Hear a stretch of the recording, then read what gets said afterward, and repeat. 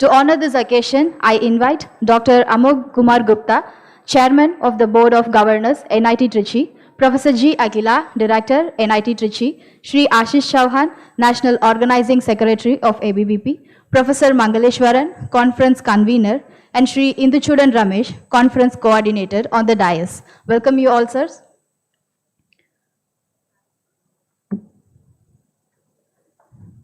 So, good morning, ladies and gentlemen, and my dear research scholars, to the Grand Forum of Innovation and Inspiration.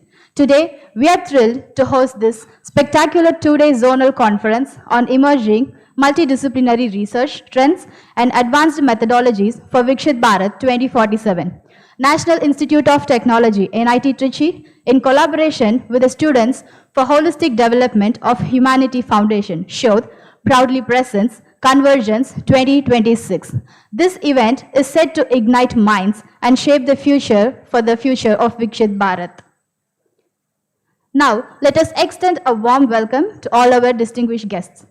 Shri Ashish Chauhan ji is a social activist and National Organizing Secretary of Akhil Bharatiya Vidyarthi Parishad, ABVP, the leading organization and working with students to shape the youth of the Bharat.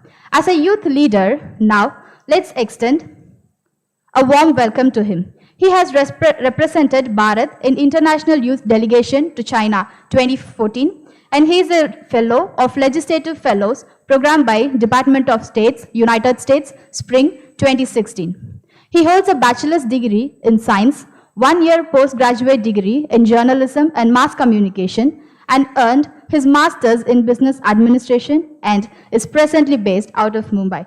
We are proud to board you on the dais, sir. I request Shri Induchudan Ramesh, Conference Coordinator, to felicitate Shri Ashish Chauhan. Please, sir.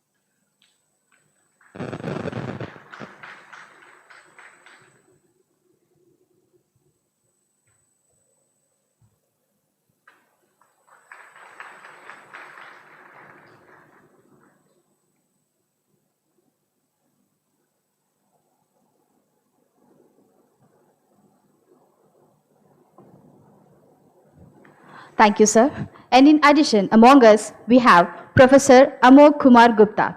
Dr. Amog Kumar Gupta is a distinguished forestry academic and researcher, currently serving as the chairman of Board of Governors at the Indian Institute of Forest Management, IIFM. He holds a bachelor degree in forestry, a master degree in forestry and environmental sciences, and a doctorate degree in forestry. In addition to sir's work, Dr. Gupta is a senior architect and the chairman of the School of Planning and Architecture, Vijayawada. He earned his B.Arch and Masters in Architecture degrees with a focus on public health, engineering and environmental planning, and completed doctoral research on traditional Indian knowledge of home building. With over 30 years of experience in architecture, environmental planning and professional practice, he has contributed extensively to professional, academic, and social organization. He also serves on industry bodies and plays an active role in advancing architectural education and community development. We are happy to have such an eminent person on stage. We welcome you, sir. I request Ms. Shadabdi, research scholar, Central University of Tamil Nadu, to facilitate Dr. Amog Kumar Gupta.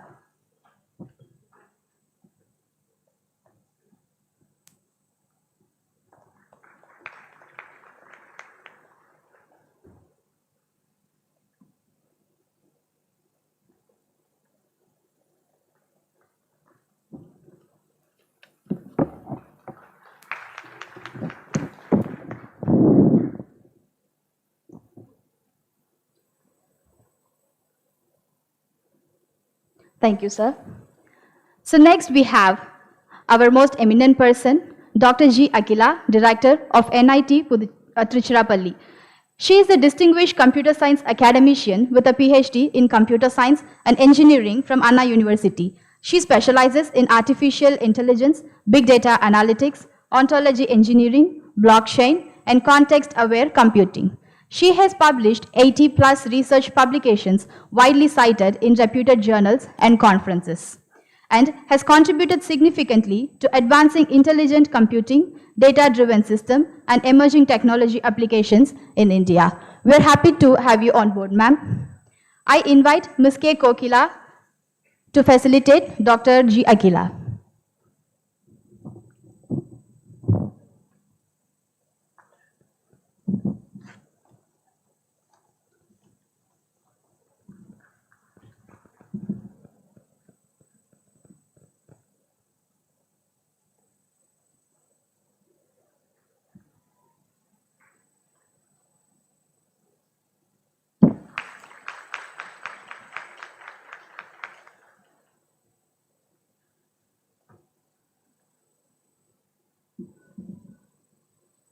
Thank you, ma'am. So next we have our conference coordinator, Dr. Mangaleshwaran sir. Sir is a former syndicate member of Bharatidasan University, former executive council member of Pondicherry University, RUSA coordinator of thematic research project of social sciences. Sir is serving as a professor in Department of Social Work, Bharatidasan University. And sir have a teaching experience of over 23 years. We are happy to have you on board, sir. To felicitate Dr. Mangaleshwaran sir, I invite Ms. Riya, research scholar from Pondicherry University.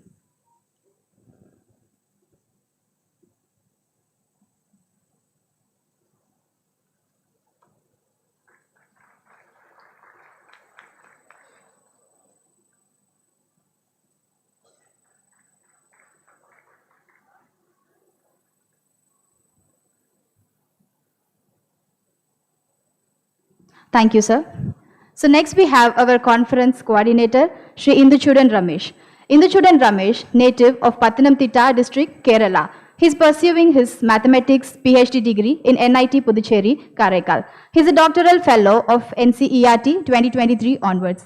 He played key roles as Southern Zonal Coordinator, National Environment Youth Parliament, NEYP 2025, Summit Coordinator, IIT Madras, Think India Dakshinapatha Summit 2025, Governing Council Member of United Nations Academic Impact 2020 to 2022, columnist in various newspapers and magazines, published and presented research papers and articles at national and international level. We are happy to have you on board, sir. So I invite Ms. Ankita, research scholar, Central University of Kerala, to felicitate Shri Induchudan Ramesh.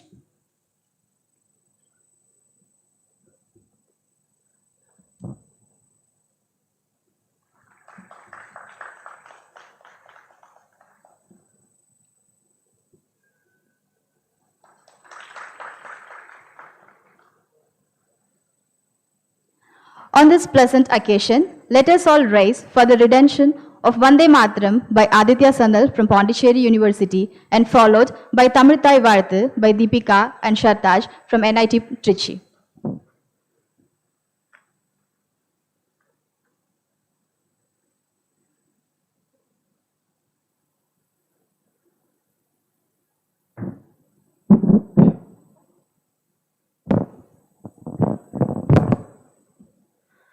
Vande Mataram, Vande Mataram, Sujalam, Shubhalam, Malayaja Sheetalam, Sasyashamalam, Mataram, Vande Mataram, Shubhra Josna Pulakitayaminim, Bhulla Kusumita Drumadala Shobhinim, Suhasinim, Sumadhura Bhashinim, Sukada Varada Madaram, Vande Mataram, ಕೋಡಿ ಕೋಡಿ ಕಂಡ ಕಳಕಳ ನಿನಾದ ಕರಳೆ ಕೋಡಿ ಕೋಡಿ ಭುಜ ಧೃತ ಕರ ಕರವಾಳೆ ಅಬಲಾಕೆ ಅನುಮಾಯತು ಬಲೆ ಬಹುಬಲ ಧರಿಣಿ ನಮಾಮಿ ತರಿಣಿ ಋಪುಬಲ ಧರಿಣಿ ಮಾತರಂ ವಂದೇ ಮಾತರಂ ತುಮಿ ವೇದ್ಯಾ ತುಮಿ ಧರ್ಮ ತುಮಿ ಹೃತಿ ತುಮಿ ಮರ್ಮ ತ್ವಂ ಹಿ ಪ್ರಾಣಃ ಶರೀರೆ ಬಹುತೆ ತುಮಿ ಮಾ ಶಕ್ತಿ ಹೃದಯೇ ತುಮಿ ಮಾ ಭಕ್ತಿ ತುಮರಾಯಿ ಪ್ರತಿಮಾ ಗಡಿ ಮಂದಿರೆ ಮಂದಿರೆ ವಂದೇ ಮಾತರಂ ತ್ವಂ ಹಿ ದುರ್ಗಾ ದಶ ಪ್ರಹರಣ ಧಾರಿಣಿ ಕಮಲ ಕಮಲದಳ ವಿಹಾರಿಣಿ ವಾಣಿ ವಿದ್ಯಾದಾಯಿನಿ ನಮಾಮಿ ತ್ವಾಂ ನಮಾಮಿ ಕಮಲಾಂ ಅಮಲಾಂ ಅತುಲಾಂ ಸುಜಲಾಂ ಶುಭಲಾಂ ಮಾತರಂ ವಂದೇ ಮಾತರಂ ಶ್ಯಾಮಳಾಂ ಸರಳಾಂ ಸುಷ್ಮಿತಾಂ ಭೂಷಿತಾಂ ಧರಣೀಂ ಭರಣೀಂ ಮಾತರಂ ವಂದೇ ಮಾತರಂ ವಂದೇ ಮಾತರಂ. ಜೈ ಹಿಂದ್.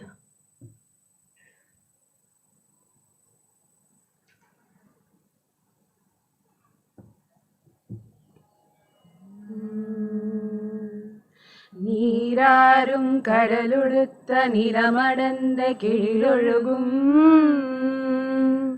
சீராறும் வதனமென திகழ் பரத கண்டமிதில்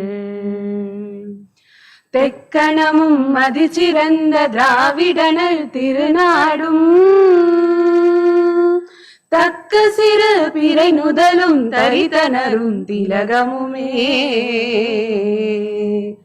அத்திலக வாசனை போல் அனைத்துலகும் இன்பமுற எத்திசையும் புகழ் மணக்க இருந்த பெரும் தமிழனங்கே தமிழனங்கே உன் சீரிழமை திறன் வியந்து செயல் மறந்து வாழ்த்ததுமே வாழ்த்ததுமே வாழ்த்ததுமே.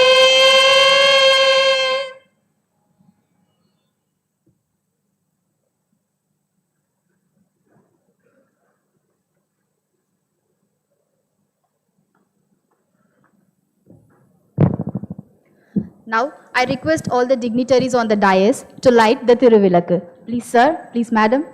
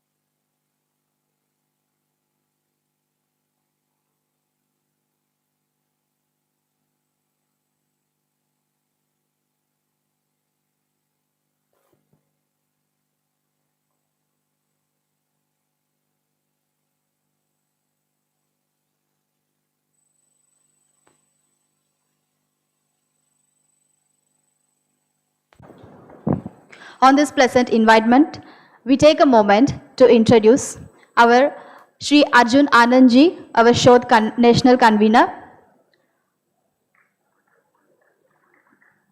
Thank you. On this pleasant environment, I invite Professor Mangaleshwaran sir to give introductory remarks that will guide the spirit of today's proceedings. Please, sir.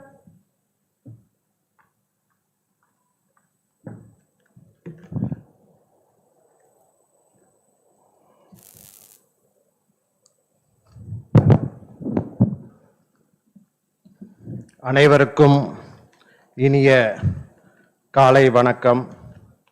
A warm good morning to all of you. The dynamic and the youth leader of the nation, Sri Ashish Chauhanji, the National Organizing Secretary of ABVP, Dr. Amuk Kumar Gupta, Chairman, Board of Governors of NIT Trichy, Dr. G. Ahila, Director, NIT Trichy, Mr. Induchudan, the coordinator of this, maybe might be becoming doctor soon. Okay. Of this Convergence, Induchudan Ramesh, the registrar, Dr. Sendil Kumar, academic dean, the faculty members, research scholars, and other delegates. Once again, it's a great moment for us to have you all for this 2 days zonal conference focusing on the emerging multidisciplinary research trends and advanced methodologies for the Viksit Bharat 2047. In fact, it is trying to bring together all the visionary leaders, scholars to innovate and explore the cultural age research which would really foster collaboration that will drive the Bharat's development. This convergence aims to ignite the intellectual synergy which would promote knowledge, exchange, and nurture the next generation of researchers dedicated to shaping a progressive Bharat towards Viksit Bharat. We have very eminent personalities who have been invited to take part in this event.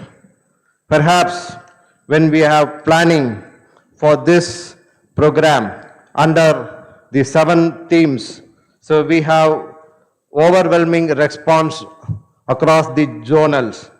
More than 600 registrations we have received from the 6 states, from Tamil Nadu, Kerala, Andhra Pradesh, Telangana, Karnataka, and Puducherry. We have received more than 300 papers.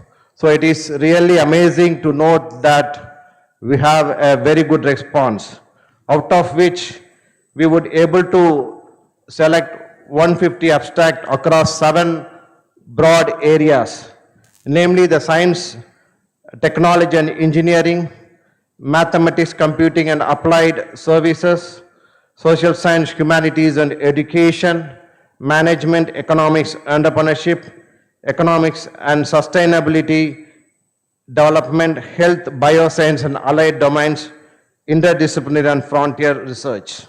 So we have around 14 technical sessions which is being conducted for the next 2 days by inviting various plenary people like Professor Kamakoti, the director of IIT Madras will be shortly joining us, Professor of NIT Puducherry, Professor Raghava Krishna, Professor Ganesh Kannabiran, who is also a part of this NIT Trichy and who is presently the NAC director, Professor Sanjay Sharma and Dr. Nagalingam is also the Vice President of ABP in Bharat, Professor Ananda Ramakrishnan. So all these eminent scholars will have a great convergence which aims to ignite the intellectual synergy and promote the knowledge and nurture for the next generations.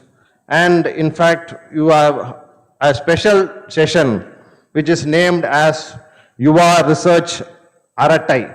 So this is a special of its kind wherein all the research scholars will have informal thoughts on the multidisciplinary research, and perhaps the most significant aspect which most of us are awaiting is on the Indian knowledge system. So which is the order of the day and where we need to have this particular event where it would really enlighten us for this program. And perhaps I am sure that the 2 days Convergence 2026 of which is being jointly organized by SHoDH and NIT Trichy would really help us to synergize and energize you towards the multidisciplinary research avenues and prepare all of us for this Viksit Bharat 2047. I once again welcome all the delegates on the dais and off the dais, and I hope that these 2 days will have a fruitful insight and a kind of a dialogue which would really promote the Bharat towards the Viksit Bharat of 2047. Thank you very much.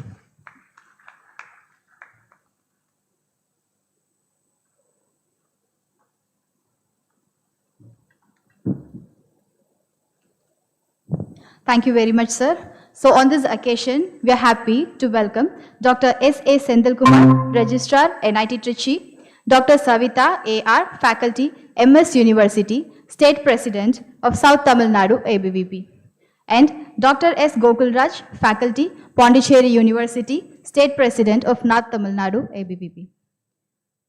Welcoming is a gesture of honor. Welcoming is a gesture of respect. Welcoming is a respect of humbleness. So, to deliver the welcome address, I invite Professor G. Akhila, Director, NIT Trichy. Please, ma'am.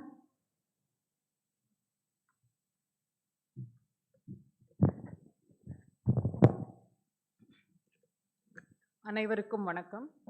Most respected Dr. Architect Amol Kumar Gupta, Chairman BOG NIT Trichy, Sri Ashish Chauganji, National Organizing Secretary, and members of the organizing committee and members of the organizing committee from NIT Trichy, and all the chairs and co-chairs of presentation and poster sessions, and research scholars, delegates, for everyone, a warm welcome to NIT Trichy. It's my honor to be associated with this particular event, Convergence 2026.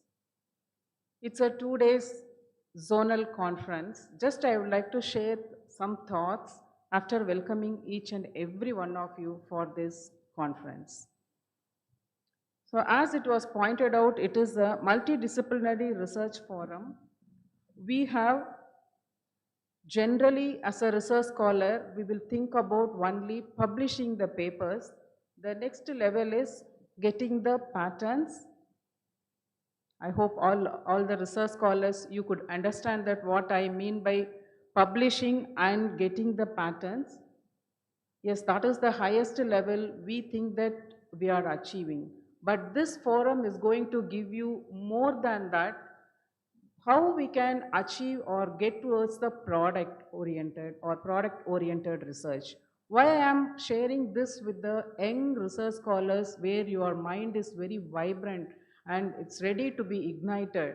The thoughts for all the sessions, whatever it has been pointed out in that his remark, that is going to kindle your mind so that you will think in your research how you can contribute to the building nation. It's very important to think about, can we start with only publication? Am I happy with pattern? Or what is the next level? Okay, I'm going into the product also. By making my research to the product, what should be my thinking or what is our thinking? Our thinking should be how we can contribute ourselves to building our nation towards the Vikasit Bharat 2047. How we can do? By publishing, can't I do? By making a patent, can't I do? By making some products out of my research, can't I do? How I can measure that the result or the outcome or the impact created by research to the outside world. Yes, only one thing always we have to have in our mind is whether it has created any impact on the society. So my humble thought I would like to share with each and every one of you in the welcome addresses as a research scholars in whichever the domain I am working, what is the kind of impact it will create. It may take 1 day, it may take 10 days, 1 year, we do not know. But whether it is going to change the life of a common person who is available in the society to the next level. The next level may be ease of life, or it may be taking their surroundings to the next level. So as a research scholars, I feel it is our responsibility to think about it, and we have to go beyond how it is going to create the impact in the society and how it is going to help us in building the responsibility among ourselves. Why I am using the word responsibility is already with responsibility we are doing our research. But apart from that, whenever we are doing the research, what is the kind of integrity we are following? I'm very happy to share this with you people is all you are maybe in the first year or the second year or third year level of your research, and faculties also they may be doing the research. So during this research, how I can take my domain to the next level, it is possible only with interdisciplinary and multidisciplinary research, the kind of poster presentations and the presentations you are going to have it in this workshop. It is going to kindle your mind so that it is going to give you or it will ignite your mind so that it will take your research to the next level. I am sure that this workshop is going to create an impact in your thinking. In turn, it is going to create an impact in your research. It is going to create an impact in the society. At this juncture, I thank the organizers for giving me the opportunity to share my thoughts, and on behalf of NIT Tiruchirappalli, I welcome you, each and every one of you, and special mention Professor Batmashri, Professor Kamakoti, Director, he is going to join us shortly, and Professor Makran Gangrekar, Director, NIT Puducherry, he is along with us. A warm welcome to you, sir. And Professor Ganeshan Kannabaran, who is Director NAC, he is going to join us tomorrow. A warm welcome to him also. And once again, a warm welcome to all the delegates who are all here and on the dais and off the dais. It is our pleasure to host you here at NIT Trichy. It's a 800-acre beautiful campus. You please enjoy that also and have a fruitful 2 days event at NIT Trichy. Thank you. Jai Hind.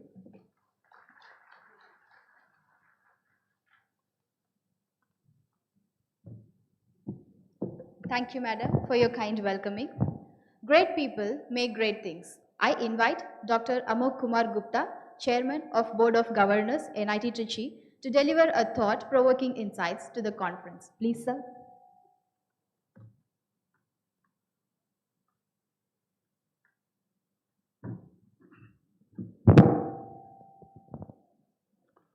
वणक्कम, नमस्कार, नमस्कारम, वंदनम।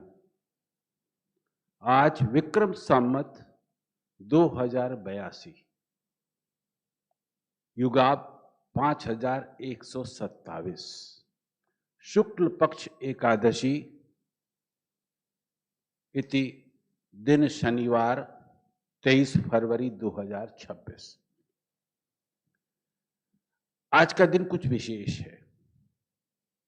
सर्वप्रथम तो आज हमारे संविधान सभा के अध्यक्ष, भारत के प्रथम राष्ट्रपति, भारत रत्न डॉक्टर राजेंद्र प्रसाद जी की पुण्यतिथि है।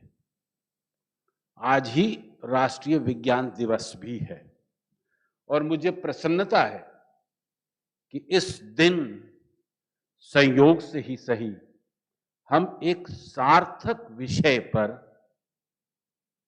2 दिन के लिए चर्चा के लिए उपस्थित हुए हैं। आज के कार्यक्रम में जिनका मुख्य वक्ता के रूप में उद्बोधन प्राप्त होगा, अखिल भारतीय विद्यार्थी परिषद के राष्ट्रीय संगठन महासचिव श्री आशीष जी चौहान, आज के इस कार्यक्रम के convener professor Mangaleshwaran, conference coordinator Shri Induchudan Ramesh ji एवं इस संस्थान की निदेशिका डॉक्टर जी अगेला जी, प्रेक्षागृह में उपस्थित दक्षिण भारत के अन्य शहरों से पधारे कुलपतिगण, निदेशकगण, अन्य संकाय अध्यक्ष, भारत के भावी कर्णधारों और मातृशक्ति, आप सबको मैं प्रणाम करते हुए अपनी बात को प्रारंभ करता हूं। ये 2 दिन का सत्र बड़ा सामायिक है। जब हम विकसित भारत की परिकल्पना कर रहे हैं तो multidisciplinary research trends and advanced methodology पे हम सब चर्चा करेंगे, लेकिन केंद्र में रहेगा विकसित भारत 2047। मान्यवर, मैंने एक श्लोक बचपन में पढ़ा, याद आता है, नमन्ति फलिनो वृक्षा नमन्ति गुणी योजना शुष्क वृक्षाश्च मूर्खाश्चन नमन्ति कदाचन। अर्थात फल से लदे हुए वृक्ष झुक जाते हैं, गुणी व्यक्ति भी विनम्र होकर झुकता है, परंतु सूखे वृक्ष और मूर्ख व्यक्ति कभी झुकता नहीं है। Fruit bearing trees bend low, the virtuous remain humble, dry trees and fools never bow. लेकिन मैंने इसको कोट इसलिए किया कि जब वर्तमान में मैं शैक्षणिक वातावरण में जाता हूं तो मैं पाता हूं कि विशेषज्ञों में एक अजीब प्रकार की आइसोलेशन में जीने की आदत पड़ गई है, थोड़ा अहम भी आ गया है, और इसी कारण से मल्टी डिसिप्लिनरी की आवश्यकता महसूस हो रही है। हम अपनी अपनी दुनिया में रिसर्च करके अपने अपने को श्रेष्ठ प्रतिपादित करने में ज्यादा समय लगा रहे हैं, रादर हमारी श्रेष्ठता का प्रतिफल भारत के लिए और मानव के लिए कितना हो, इसमें एक समन्वित संतुलित समरस विचार नहीं करते हैं। मैंने ये भी पढ़ा था, विद्या ददाति विनयम विनयत विनयाद यात्री पात्रता पात्रत्वात धनुम ताति धर्म धर्म तत्व सुखम।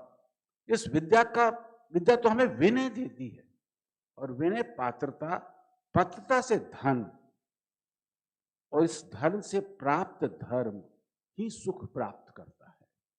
ये धर्म क्या है?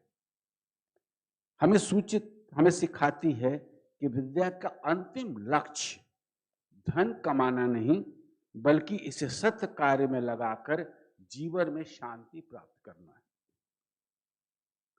मैं इसलिए कह रहा हूं कि विद्या, शिक्षा, विद्यार्थी और शोधार्थी या शिक्षार्थी और शोधार्थी, बड़ा हेयर लाइन डिफरेंस है।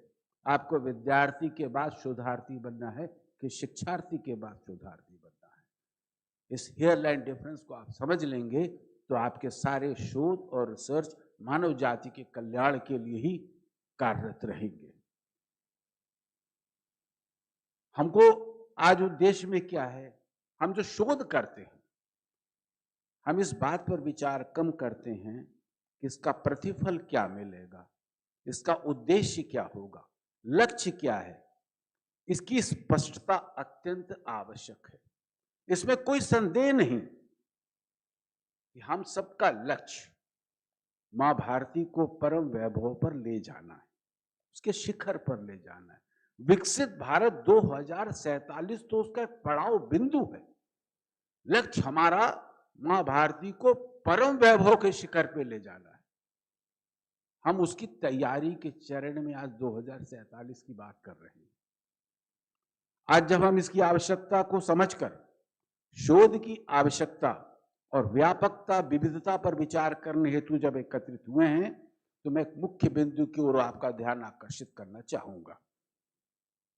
गत कुछ कालखंड से भारतीय शिक्षा जगत में एक विरोधाभास भी देखने को आ रहा है। एक ओर जहां हम वैश्विक मानकों को छूने का प्रयास करते हैं, दावा करते हैं, दूसरी ओर हमारी उच्च शिक्षा संस्थान शॉर्टकट और नंबर गेम में फंसती चली जा रही है। राष्ट्रीय संस्थागत रैंकिंग फ्रेमवर्क, जिसे हम NIRF के नाम से ज्यादा जानते हैं, और वैश्विक रैंकिंग का प्रभाव आज हम सभी संस्थानों में महसूस कर रहे हैं। कई निजी और सरकारी विश्वविद्यालय अब अपने यहां गुणवत्ता सुधारने के बजाय धारणा score, that is the perception score, और NIRF में नंबर बढ़ाने के लिए करोड़ों रुपए विज्ञापन और PR एजेंसी पे खर्च कर रहे हैं। और हम सब जानते हैं, रैंकिंग एक स्केल है। अनुसंधान, शोध, रिसर्च, उस रिसर्च को भारत के लिए, भारत के क्षेत्र के लिए क्या प्रासंगिकता है, पर कोई विचार नहीं हो रहा। बस जैसा मैडम ने बोला, हमारा शोध, हमारा रिसर्च पब्लिश हो जाए, क्योंकि एक नीति आई थी, इधर पब्लिश और पेरिश। तो हमारा सारा ध्यान पब्लिश के ऊपर चला गया, उसकी उपयोगिता के ऊपर नहीं जा रहा है। मुझे पूर्ण विश्वास है कि अगले 2 दिनों में आप लोग स्थानीय गुणपूर्वता शोध पे चर्चा करेंगे, और हम चाहते हैं भारतीय संस्थान वैश्विक स्तर पर बने, पर यह केवल शोध पत्रों की संख्या से नहीं, बल्कि समाज और उद्योग पर उसके प्रभाव को मापना होगा। क्लासरूम टीचिंग को रैंकिंग से अधिक वेटेज देना होगा, ताकि शिक्षक छात्र का संबंध पुनर्स्थापित हो जाए। आज कुछ दिन पूर्व जो AI समिट हो रहा था, उसके पूर्व संध्या पे नंदन नीलन केडी जी का एक वक्तव्य आ रहा था, जिसमें उन्होंने बताया कि प्रधानमंत्री माननीय नरेंद्र मोदी जी ने AI का उपयोग पशु संवर्धन में कैसे कर सकते हैं। इस बात से कोई नहीं नकार सकता कि आज AI का उपयोग मानव समाज के प्रत्येक क्षेत्र में उतना ही आवश्यक हो गया है, उपयोगी है, जितना IT, कंप्यूटर आदि के लिए है। तो हम सबको AI पे जब बात करेंगे, तो साथ में एथिक्स पर भी सोचना जरूरी होगा। और एथिक्स सिर्फ इस स्तर पर चर्चा करने से नहीं आएगी। एथिक्स के गुण, नैतिकता हमें स्कूली एजुकेशन से प्रारंभ करना होगा, और स्कूली एजुकेशन से पहले हमें अपने घर पे चर्चा करनी होगी, अपने बच्चों से चर्चा करनी होगी, क्या नैतिक है, क्या अनैतिक है। अधिकांश अभिभावक आजकल अपने बच्चों से सिर्फ कैरियर की बात करते हैं। नैतिकता, अनैतिकता की बात करना पोंगापंथी या पिछड़ापन का पैमाना मान लिया गया है। इसके अलावा इसी समिट के पहले माइक्रोसॉफ्ट के CEO सुलेमान ने भी एक कॉशन दिया है। यह आंका जा रहा है कि AI के अधिकाधिक उपयोग से अगले 1.5 से 2-2.5 साल में न सिर्फ कॉर्पोरेट ऑफिस, बल्कि प्रोफेशनल ऑफिसेस भी बंद हो जाएंगे, क्योंकि सारी सेवाएं AI पर उपलब्ध होगी। इसलिए AI पे काम अवश्य करें, मानवोपयोगी काम करें, लेकिन हर व्यक्ति अपने साथ एक स्वयं का स्किल भी डेवलपमेंट करे। आज नई शिक्षा नीति में स्कूल एजुकेशन में भी स्किल डेवलपमेंट की बात हो रही है।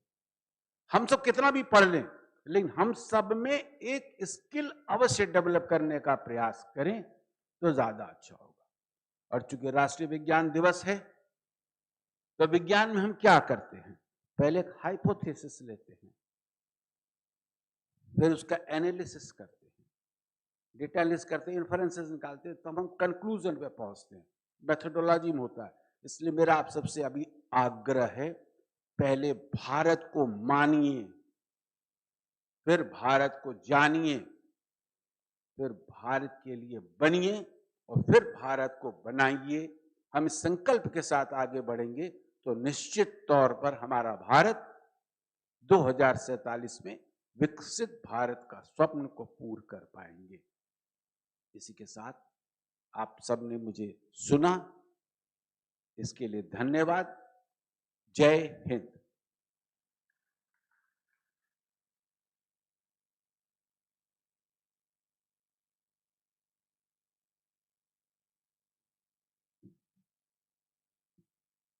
Thank you, sir.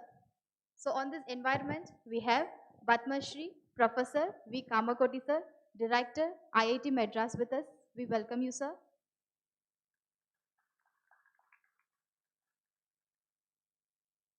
Dr. M. Nagalingam, Faculty, Central University of Kerala and National Vice President of ABVP. We welcome you, sir.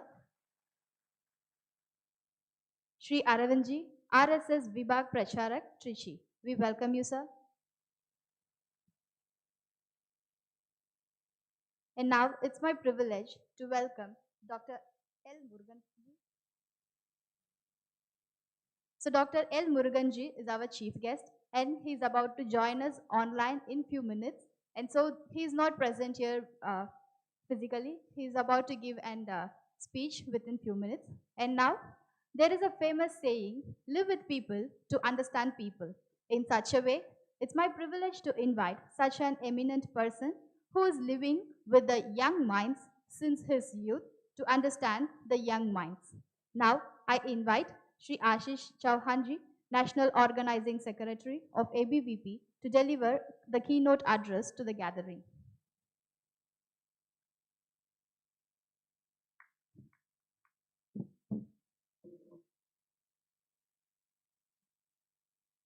Vanakkam, namaste to everyone here.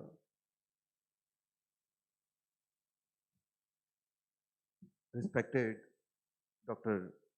Amok Kumar Gupta ji, Honorable Chairman of Board of Governors, NIT Tiruchirappalli,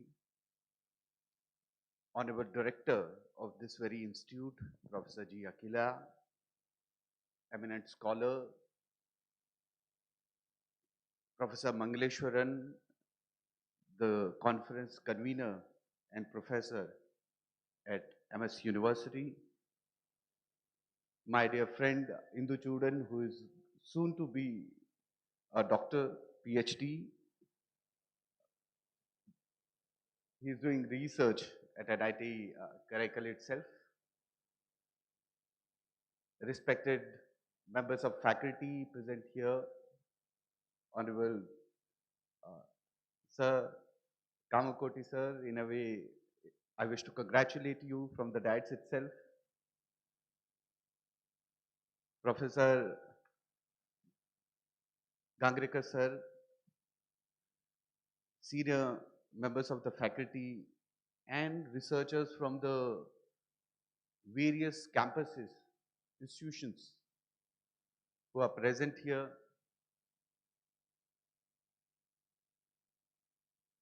While I was listening to Amokji, I felt many of the things he had already enlisted, which this conference has to actually express. On this day, when we celebrate National Science Day, the celebration of the discovery of Raman effect. Raman effect, which is named after none other than Bharat Ratna Sir C.V. Raman. And it was this very day, 28th February, when he actually discovered this very effect in his experiment. Equally so, it is the Remembrance Day of Dr. Rajendra Prasad, our first President and Chairperson of the Constitution Committee of Bharat.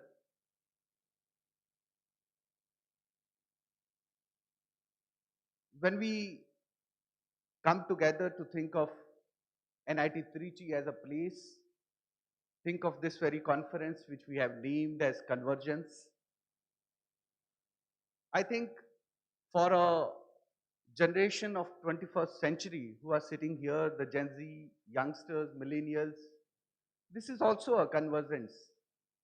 We can see Sri Ramanatha Swami Temple on the podium, which is nearby at Sri Rangam. And I had the honor of doing darshan in 2020. We had hosted a longer duration meeting of our organization in Sri Rangam in 2020, just before the COVID struck in February 2020. We deliberated for 4 days to discuss about the environment scenario of the society, discussion amongst youngsters, and we kind of contemplated, predicted what is going to happen in next 5 years, that is 2020 to 2025. And the discussion amongst those 4 days of conversation brought us to a few themes which we worked upon in last 5 years. One among them was happy and meaningful student life. Happy and meaningful student life. The student life, wherever we are, whether we are in school, whether we are in a college, whether we are in an institute, university, any global university for that matter, it has to be happy. The teaching, the research environment, the campus life, it has to be a joyful. Anand, we said in Hindi. It has to touch the deeper chord while you are studying, reading, learning. And then we said that it has to be meaningful. It has to contribute towards society, whether it is the environment, whether it is the social seva causes, whether it is the health and well-being, whether it is environment. It has to come together, whether it is art and aesthetics. So this ideation in 21st century in a place which is all available with amenities, Tiruchirappalli, and then you have places like Srirangam, then you have places like Tanjavur, which tells you millennia old civilization of Bharat, that this very land was transacting with Rome as well as the Southeast Asia. You are digging deeper in our archaeological evidences, and then you are learning about India's history like nothing earlier we were told in our school books, school textbooks.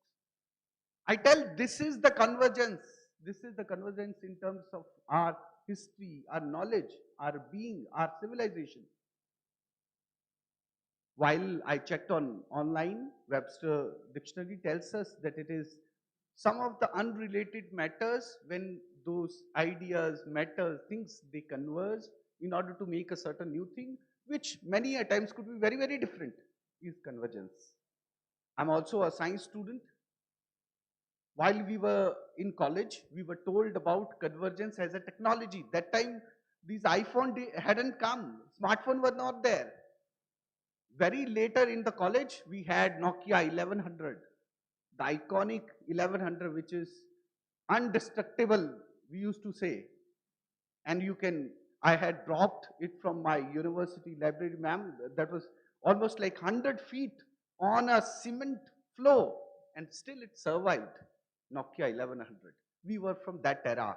And convergence is a technology which we are using in our smartphone today to listen to the podcasts, YouTubes.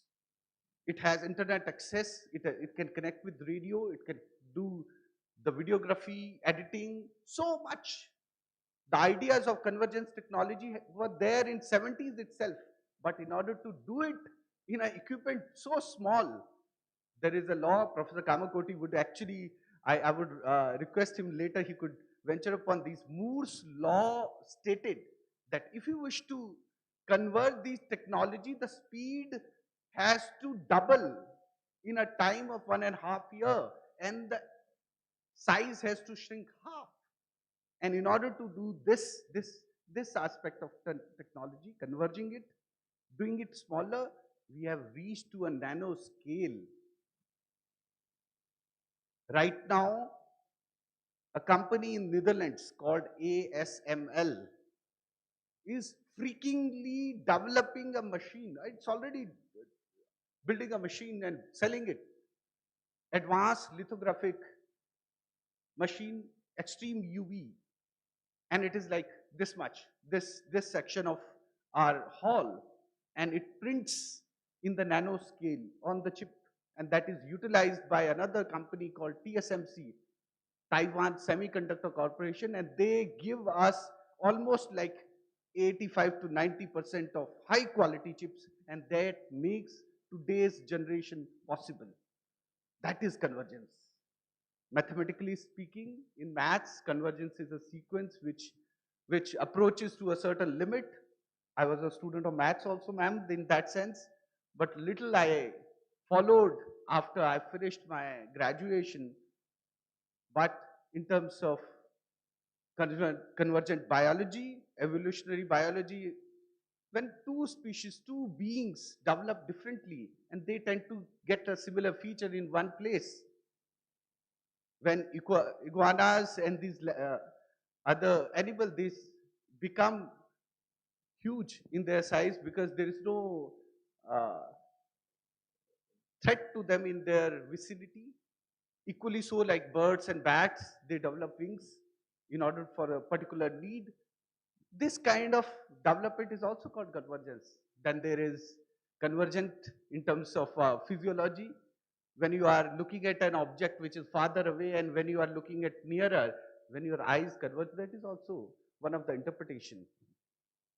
But convergence in terms of today's 2 days of conference which SHoDH and NIT Tiruchirappalli has initiated, it is about discussing, deliberating topics of research in humanities, in languages, in sciences, and looking for that scientific temperament, looking for that authenticity in our presentation. I was kind of curious whether Guptaji would mention lackluster approach in order to get few bites, few accolades, fake accolades, in order to give those wrong numbers in patent filings. The number of patents filed by IITs had a strike rate of 40%. Every 100 patent filed, IITs were getting at 40 patents.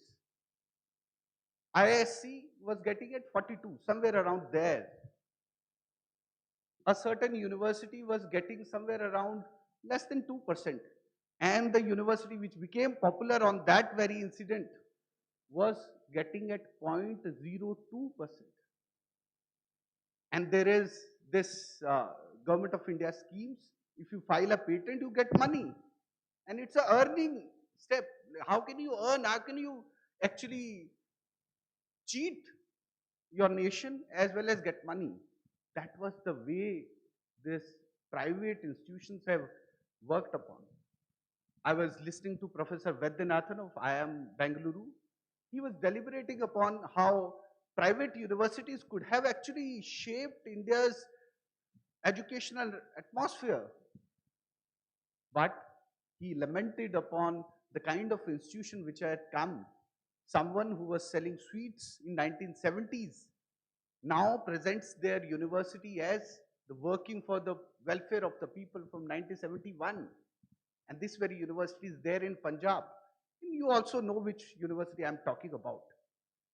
So earlier entrants in private universities were not the key stakeholder who could shape universities, who could think about educational development. Looking at the example of Vikramshila and Nalanda universities back in 7th to 10th century, Professor Sahana Singh, she entails in her research, she tells us that in the 7th century, a university started nearby Nalanda, that is Vikramshila. But it could not compete with Nalanda University for almost like 300 years. And it was only after 300 years that scholars were finding it equally competitive to go to Vikramshila rather than going to Nalanda. So making a university is not one day you make sweets in Jalandhar and second day you start a university in Jalandhar, but it is putting your efforts, putting your heart, blood and soil in these kind of research and the enormous effort of faculty, research, and committing people for building a university, it takes a lot of time. Friends, today's occasion is the Science Day. When C.V. Raman, as a youngster, he studied from Chennai, went on to work in Kolkata as a finance or as a audit officer of then Government of India. In many ways, he was parallel with Einstein, who was there in Zurich, working in the patent office. Both of them were somewhere around in some kind of auditing and checking the documents, but somewhere getting time to work on their studies. And it is this very inspiration which led to C.V. Raman's own understanding, own vision to strive to find answers from very little questions. Today we might think that what exactly was Raman effect? We might learn in checking up in Google. Some of us who are physicists, some of us who are chemists might also know that it is Raman effect is actually learning about scattering in a liquid or a gaseous state. Particularly, he utilized a liquid and a very small, tiny amount of light which doesn't go in straight line, but it scatters in a different direction and it doesn't stay stable to the wavelength of the light which has been sent. Slight variation which comes out tells us about the shape of that molecules as well as it tells about the wave character, the quantum character of our particles. So in that sense, what was that curious question which Sir C.V. Raman actually encountered? So there was this small incident. He was coming back on a ship crossing the Mediterranean, and while looking at Mediterranean, he saw that it is turquoise blue, deep, and in that sense, that why the sea has this unique color, even if it is a sunny day, it is overcast. So he went on to ponder upon this very question like an innocent child. And while doing experiments on liquids with different wavelengths of light, he encountered this very experiment. And within no time, within 1928, he had this observation, and 1930, Nobel Prize was awarded to him. He was the first Asian to have got this award for sciences, and that too, I actually visited the Indian Association for Cultivation of Science, the very campus which actually houses the small equipment which did this experiment. So in that small equipment, that time it used to cost somewhere around 200 rupees. It tells us that science is very concerned with the deep inquiry. It is there with the common sense. It is where we ask questions and we check on those tinkering with those solutions, those ideas, and then the science and the research happens. Though one hand I mentioned ASML and TSMC, which requires billions of dollars in order to do that very research. On the other hand, I am discussing with you C.V. Raman and Raman effect, which tells us about very humble experimental setup, and yet research and science can happen. We can't think of a one way to go ahead in our lives. We can't think of only one way to develop our Bharat. We are in a situation where we have to take both the approaches. We need huge investments in AI and in chip manufacturing. We have lost kind of 2 generations in missing out of our chip and manufacturing in Mohali when 1989 the whole fabrication facility for chip manufacturing, it was burned down because of you can only imagine how many institution countries and their covert operations are working against us, and we could not build that facility again. And we missed from 1989 till 2023, 2024 in order to initiate our factories again. This kind of a gap in terms of India's strategic understanding about industries. We have a strategic understanding about ISRO, we have a strategic understanding about DRDO, but we need to have a strategic understanding about our industries. These are our critical industries, and those are to be updated, and you can't leave a competition to anyone like OpenAI, Anthropic, Grok, which are based in US, but you need to have your own media's own setup. All of us might have seen that Sarvam AI video where Professor Kamakoti himself was featured, and it expressed how the Indian startups are actually working upon AI and delivering a nuanced approach of AI in our everyday life. So whether it is Bharat Gen, whether it is other initiatives, youngster over here, while we are deliberating upon research, SHoDH, papers, doing internship all across different labs, we should think of this larger cause that whatever we are building, whatever we are thinking of researching today, whatever we are wishing to devote our time, we should target in order to build it for Bharat. We should build it for our nation, so that whenever you are there in the committee of nation as a country, you could stand up and present yourself with respect. You need not to look down to any tyrant sitting in Washington to tell you that now I levy 18% of tariff for you or 50% of tariff for you. You should be powerful enough, just like we can take example of China for that matter. It made sure that America could not put a tariff because everything was built in China for Americans.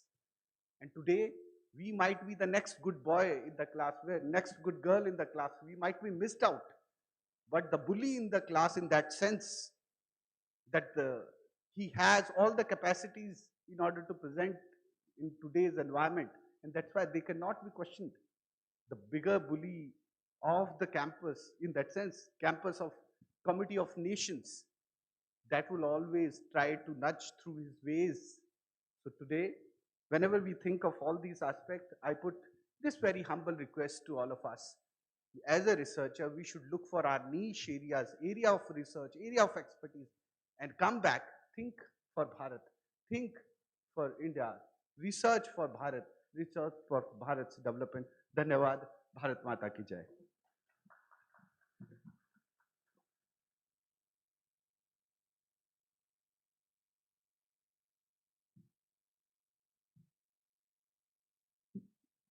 Thank you, sir, for your inputs on young minds of Bharat.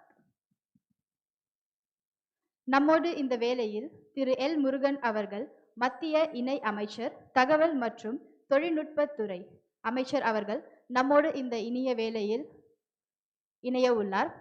ஐயா அவர்கள் இந்த வேளையில் சில தவிர்க்க முடியாத காரணத்தினால் இணையம் வழியாக நம்மளோடு இணைய உள்ளார். On this thoughtful session, I welcome Dr. L. Murugan, the Honorable Minister of State for Parliamentary Affairs, Information and Broadcasting, Sir, we welcome you for Convergence 2026. Convergence 2026 is honored to have you with us, sir. Sir brings extensive experience in governance, public policy, and media affairs. And today, besides his schedule, I invite Sir via online to highlight the morning with his inaugural address. Please, sir, தங்களது துவக்க உரையை வழங்குமாறு திரு L Murugan ஐயா அவர்களை அன்போடு அழைக்கிறோம்.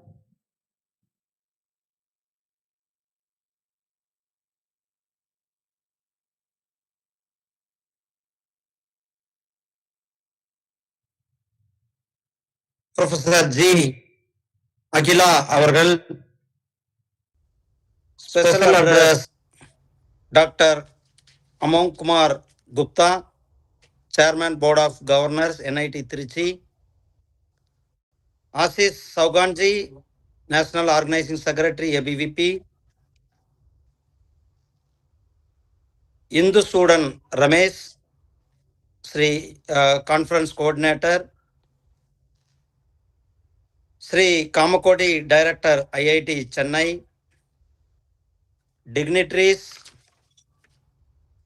students, researchers,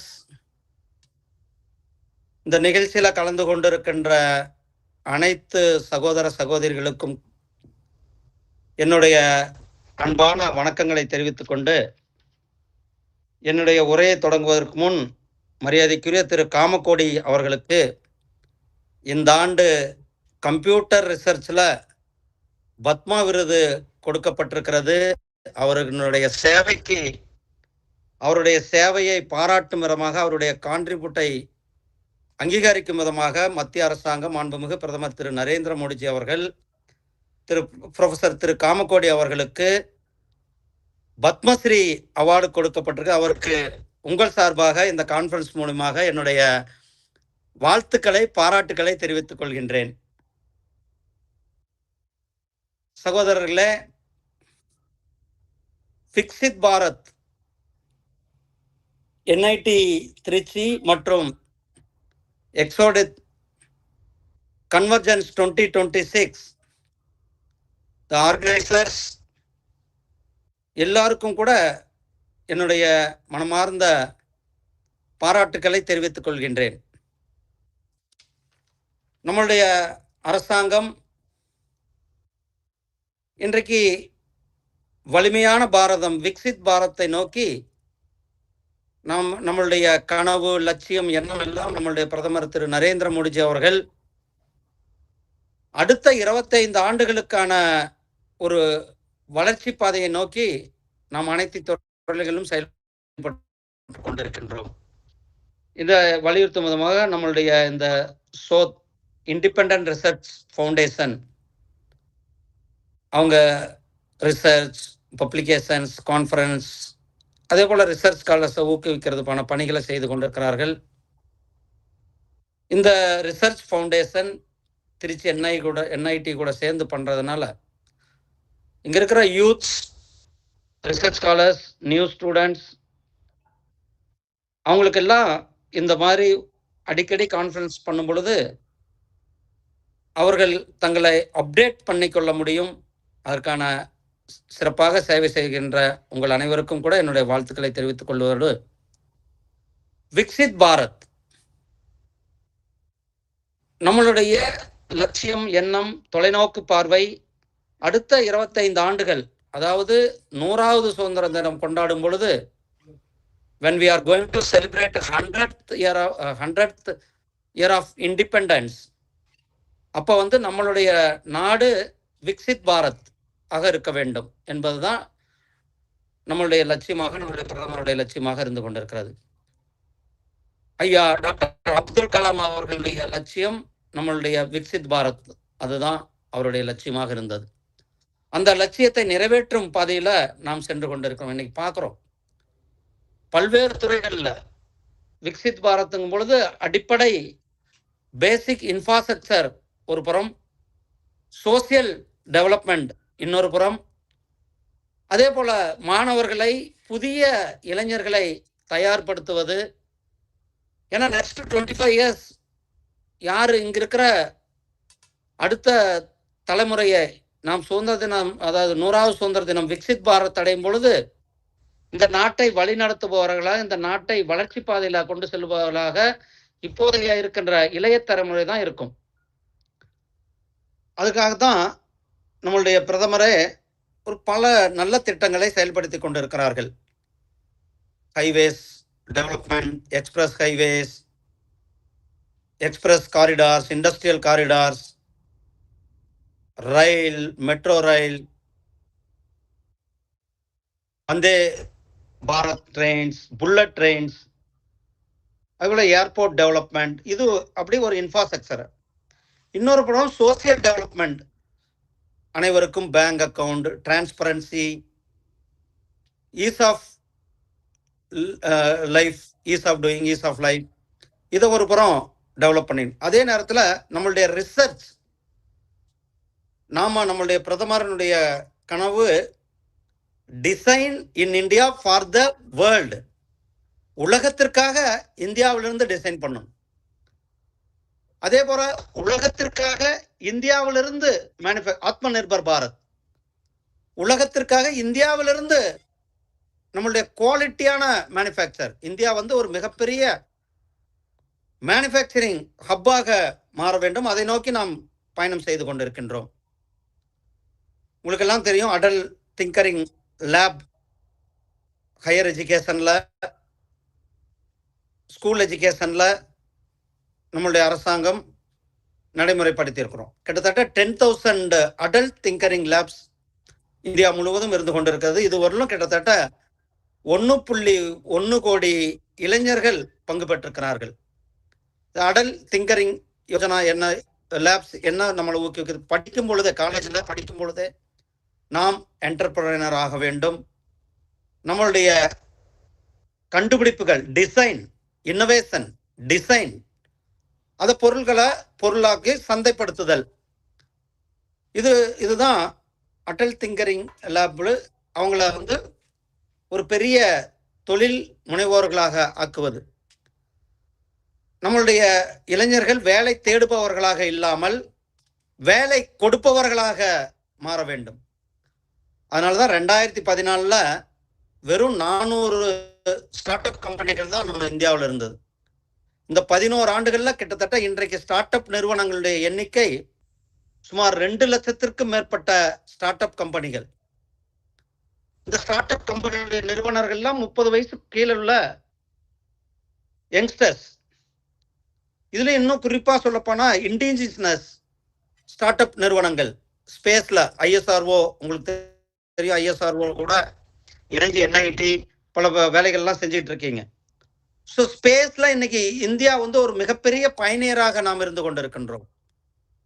ஸ்பேஸ்ல நாம் இன்றைக்கு மிகப்பெரிய ஒரு ஆதிக்கத்தை செலுத்தி கொண்டிருக்கின்றோம். மிகப்பெரிய ஒரு நாடாக இருந்து கொண்டிருக்கிறது. சந்திராயன் 3 மிகப்பெரிய ஒரு சக்சஸ்ஃபுல்லா சவுத் போலுக்கு ஃபர்ஸ்ட் போன நாடு நம்மளுடைய நாடு. அந்த ஒரு மிகப்பெரிய பாதையில நாம் சென்று கொண்டிருக்கின்றோம்.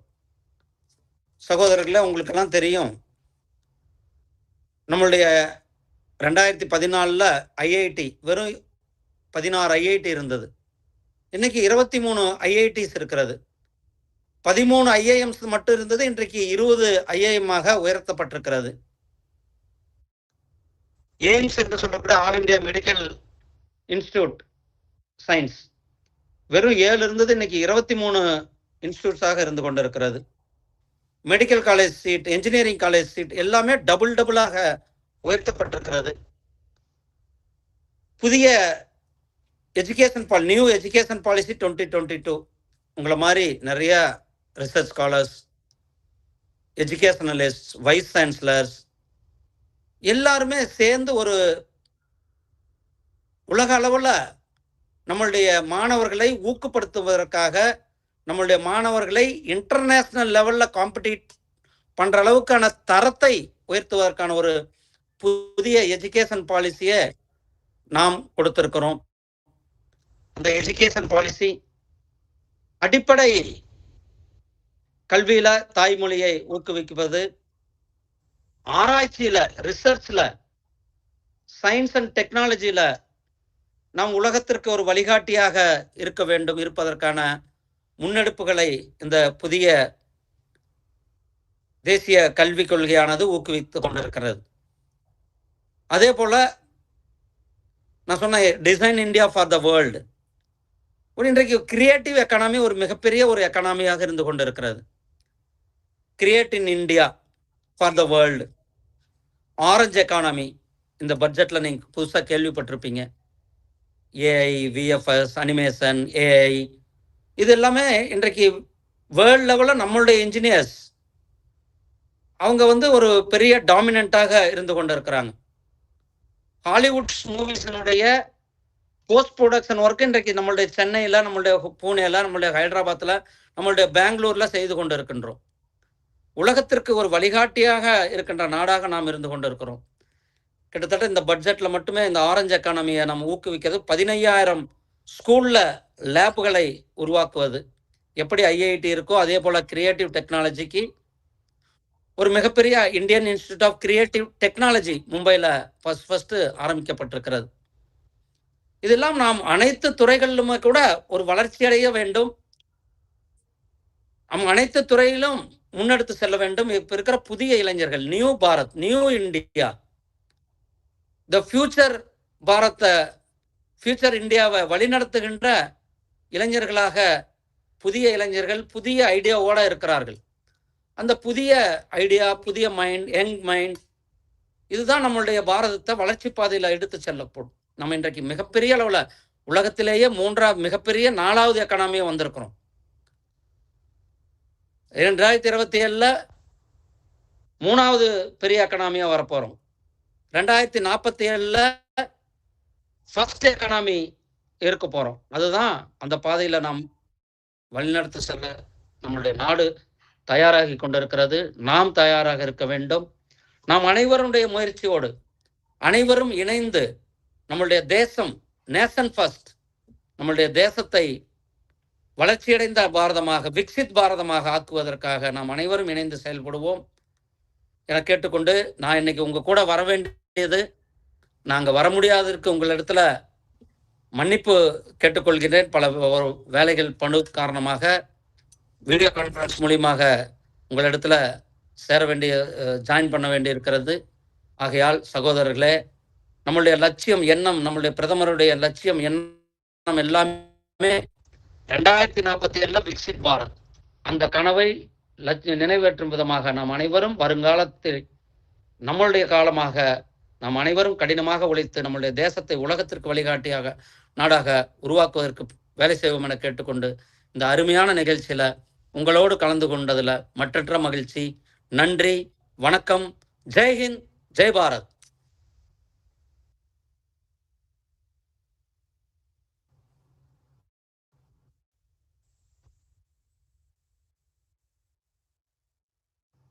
நன்றி, வணக்கம். உங்களுடைய எல்லா பர்மிஷன்லையும் நான் விடைபெறலான் இருக்கேங்க. நன்றிங்க.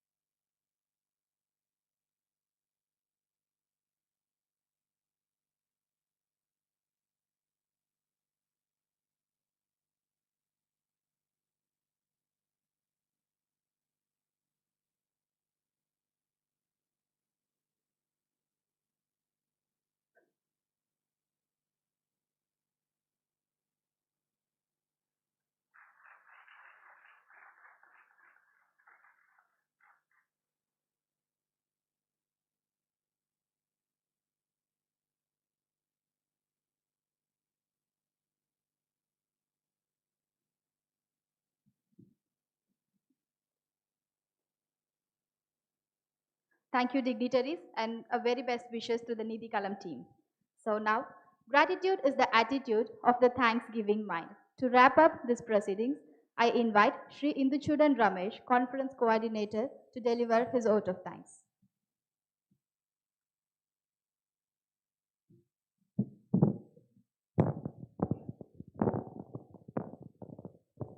அனைவருக்கும் வணக்கம். நமஸ்தே, நமஸ்காரம். Today, SHoDH is establishing ourselves to the Dakshina Bharat, presenting us in a big scale among the more than 300 registered research scholars and faculty members through Convergence 2026. SHoDH, when we presented, to initially introduce SHoDH, everyone asked us what is SHoDH in down south. Then we said it is research, and the abbreviation stands for Students for Holistic Development of Humanity Foundation. Started in 2013 and officially registered in the Societies Act in 2018. We have been continuously conducting research methodology workshops and various orientation sessions for research scholars. And the main importance of SHoDH is that it is a research foundation that is led by students itself. Today, in this program also, for the 2 days, you can see a lot of volunteers working here who are students. There are more than 40 interns from different colleges coming here who have been working in the backdrop of this event for more than 1 month, those who are also students. So, in this August occasion, I would like to convey my vote of thanks to the Honorable National Organizing Secretary of ABVP, Sri Ashish Chauhanji. Amidst his tedious schedule, he took time for us and he was present with us. Thank you, Ashishji, for being here today. I would like to thank the Honorable Minister of State for Parliamentary Affairs, Information and Broadcasting, Dr. L. Muruganji, for inaugurating Convergence 2026. I thank Dr. Amok Kumar Gupta Sir, Chairman Board of Governors of NIT Trichy, with his valuable presence and valuable insights to us. Next, I would like to thank our guiding light throughout the conference, Professor G. Agila Madam, because without his support, without her support, we cannot imagine conducting a large-scale conference like this. Thank you, ma'am, for supporting, and I thank all the delegates and faculties who have come together for Convergence 26. Wish you all the best for the upcoming 2 days. Thank you all. Vande Mataram, Bharat Mata Ki Jai.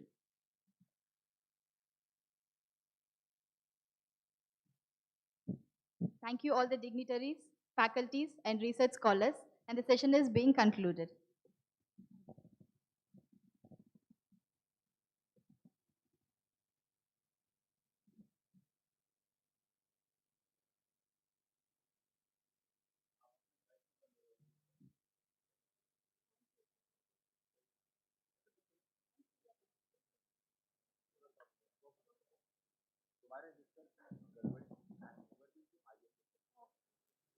There is a note for the delegates.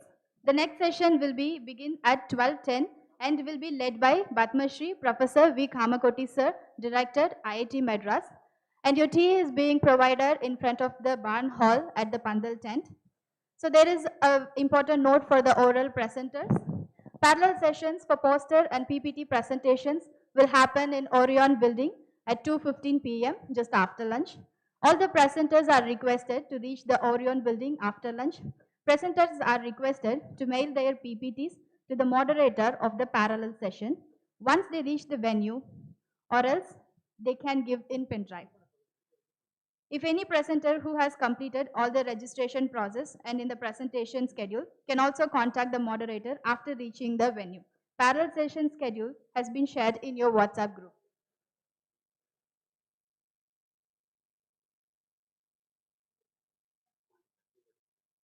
And I'm repeating, your tea break is in front of the barn hall. In the Pandal tent, the tea is being served. You can enjoy your tea there. And next session will begin by 12.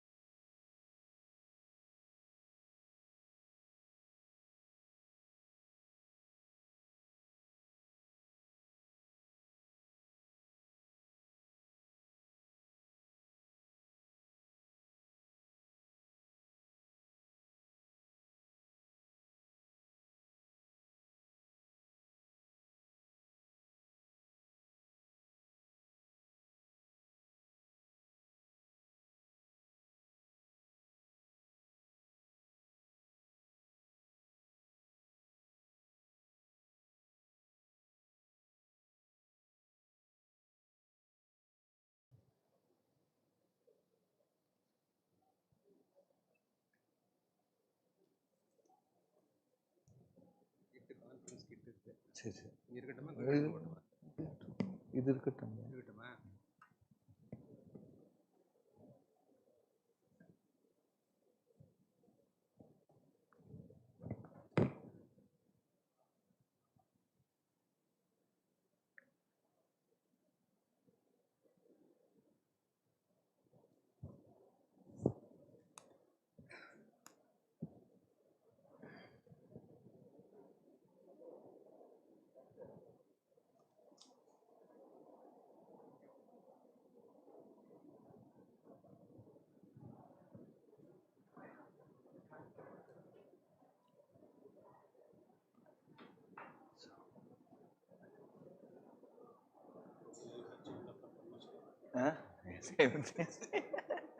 All the delegates are requested to be kindly seated.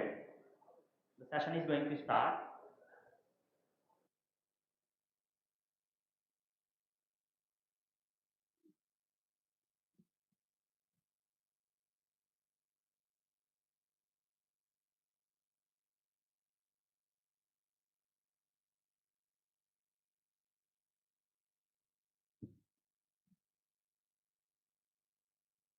As a special guest, we have R. Kumaresh Ji, Zonal Organizing Secretary, with us here, and Professor Bala Gurunathan, former Registrar, Periyar University, currently Director of Research, Vivekananda Educational Institute, Tiruchengudu.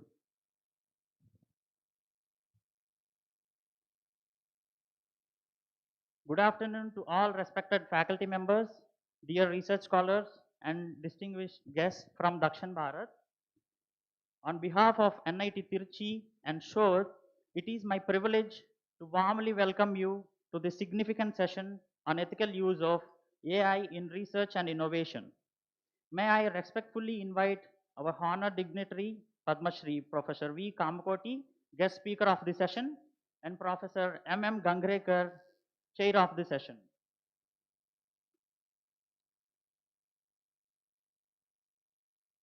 When innovation is guided by values, technology becomes a force for nation building. With this quotation, it is my privilege to introduce our esteemed speaker, Padma Shri V. Kamakoti, Director of Indian Institute of Technology, Madras.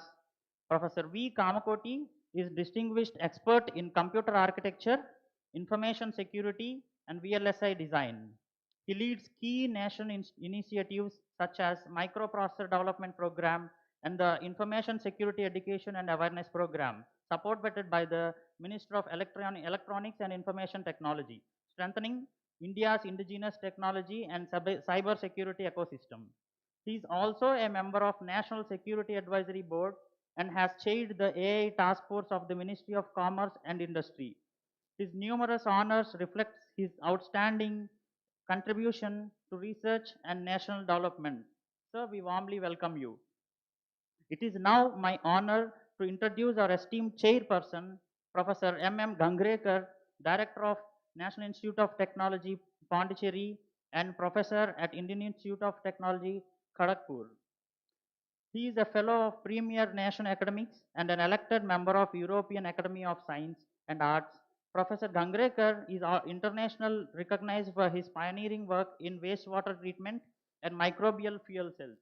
He is widely known for developing the bioelectric toilet and for his impactful research, leadership, and contribution to the sustainable sanitation, earning several prestigious awards. To honor the remarkable achievements and invaluable service to academia and the nation, we shall now proceed with the felicitation ceremony. I request Professor M. Gangrekar, Director of NIT Pondicherry, to felicitate Padma Shri Professor V. Kamakoti on behalf of NIT Trichy and SHoDH. Please give him a round of applause.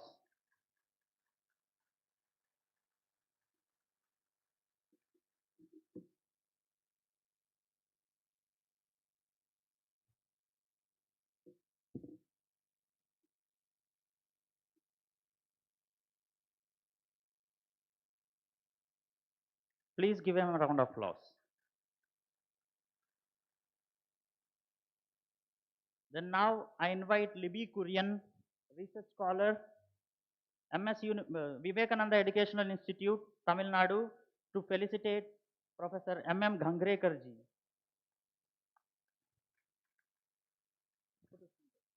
Please give him a round of applause.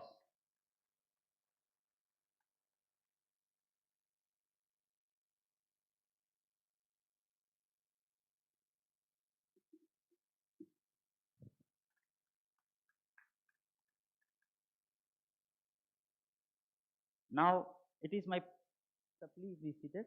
It is my proud privilege to hand over the session to our esteemed speaker, Sri Padma Shri Professor V. Kamakoti.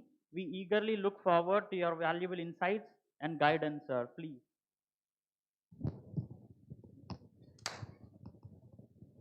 Okay, sorry.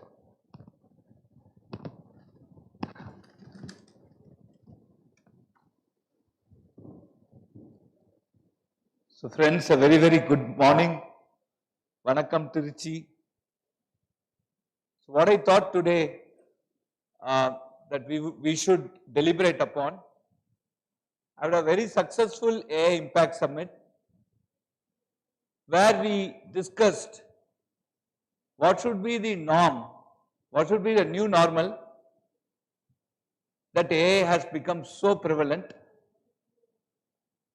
and the need has come, as our Honorable Prime Minister has coined this wonderful word, Vasudhaiva Kutumbakam, one earth, one future, one family. And AI is now necessitating that idea, it is necessitating that feeling. So what happened in the AI Impact Summit was a deliberation of how we can all work together, moving from one nation depending upon another nation to a era of interdependence and an era of cooperation. In this context, one of the important issue that was discussed and that actually became a very important deliberation in many forums, many panel discussions that happened there, was ethics. And given SHoDH, when Kumaresh actually approached me for SHoDH, I thought that we will talk about use of AI in an ethical way in the context of research. What is ethical, what is not ethical? Always the definition of many of these concepts is a very thin line. What I may think as ethical may be unethical to you, and what you think as ethical may be unethical to me. How do we define this? How do we bring some norms on this? But overall, what is the way we approach this problem, right? Because AI is growing day by day. In 2023, when Sam Altman said that India is hopeless, we can't make our own model, I got very, very angry about it. And that day evening, of course, as a academician, I took that year's JEE advanced paper. It was a very tough paper, physics paper, and actually keyed into the ChatGPT and found out how much marks it scored. Scored 3 out of 120. Right? But last year when we did, it actually scored above 100. So AI is developing. The way AI can help us, or AI can affect us, positive or negative, it's also changing. It's also changing on a dynamic manner. So with this context, how do we even understand and approach this problem? And that is what we will deliberate over the next 30-35 minutes, and then Ghangrekarji will coordinate one question and answer session. We will try to answer as much as possible. So this is what I plan. Is it interesting? Can you all say a big yes? Because I had a very late night, 2 o'clock. I got up at 4 and I took the flight and come here. I am also half slept. So you should all be enthusiastic so that we could have some meaningful conversation. Is it okay? Yes, Vallappa konjam. Little more? Ah, good. This is what I expect. Okay, slides please. So the topic is ethical use of AI in research and innovation. Very simple, very easy to follow. Now I start off, next slide.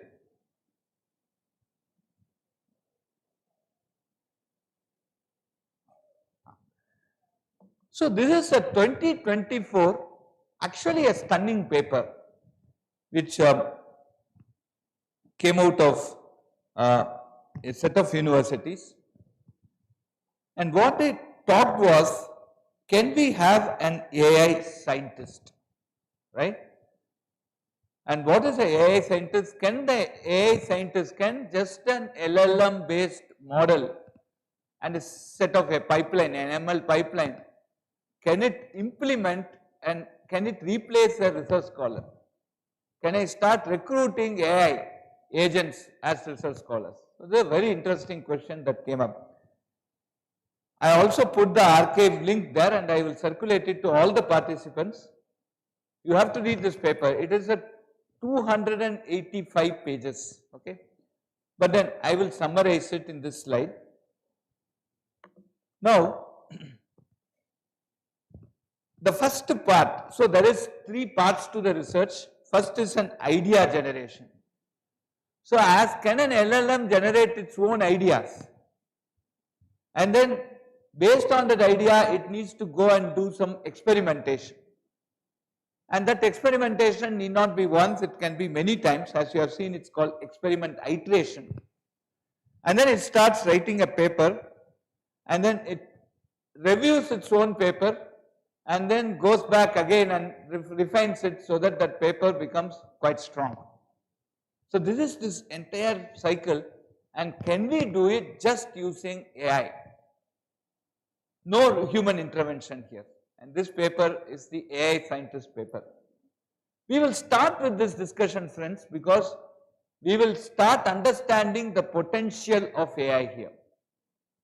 And then how much when we actually try to use AI in our research, how we can basically leverage, what we can leverage and what we call as ethical leveraging and what is unethical.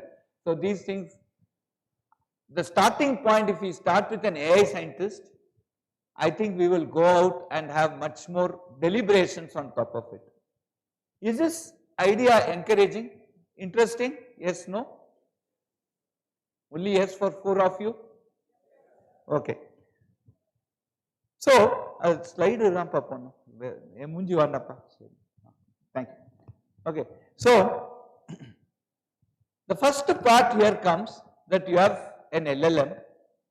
How many people have heard about evolutionary algorithms, genetic algorithms? Anybody here? Can you put your hands up? Right? Genetic algorithms are those which mimic how humans are evolved themselves, how the DNA sequences evolve themselves. So you have some sequences and they mutate with each other to generate new sequences. And this is how computationally complex problems in olden days got solved.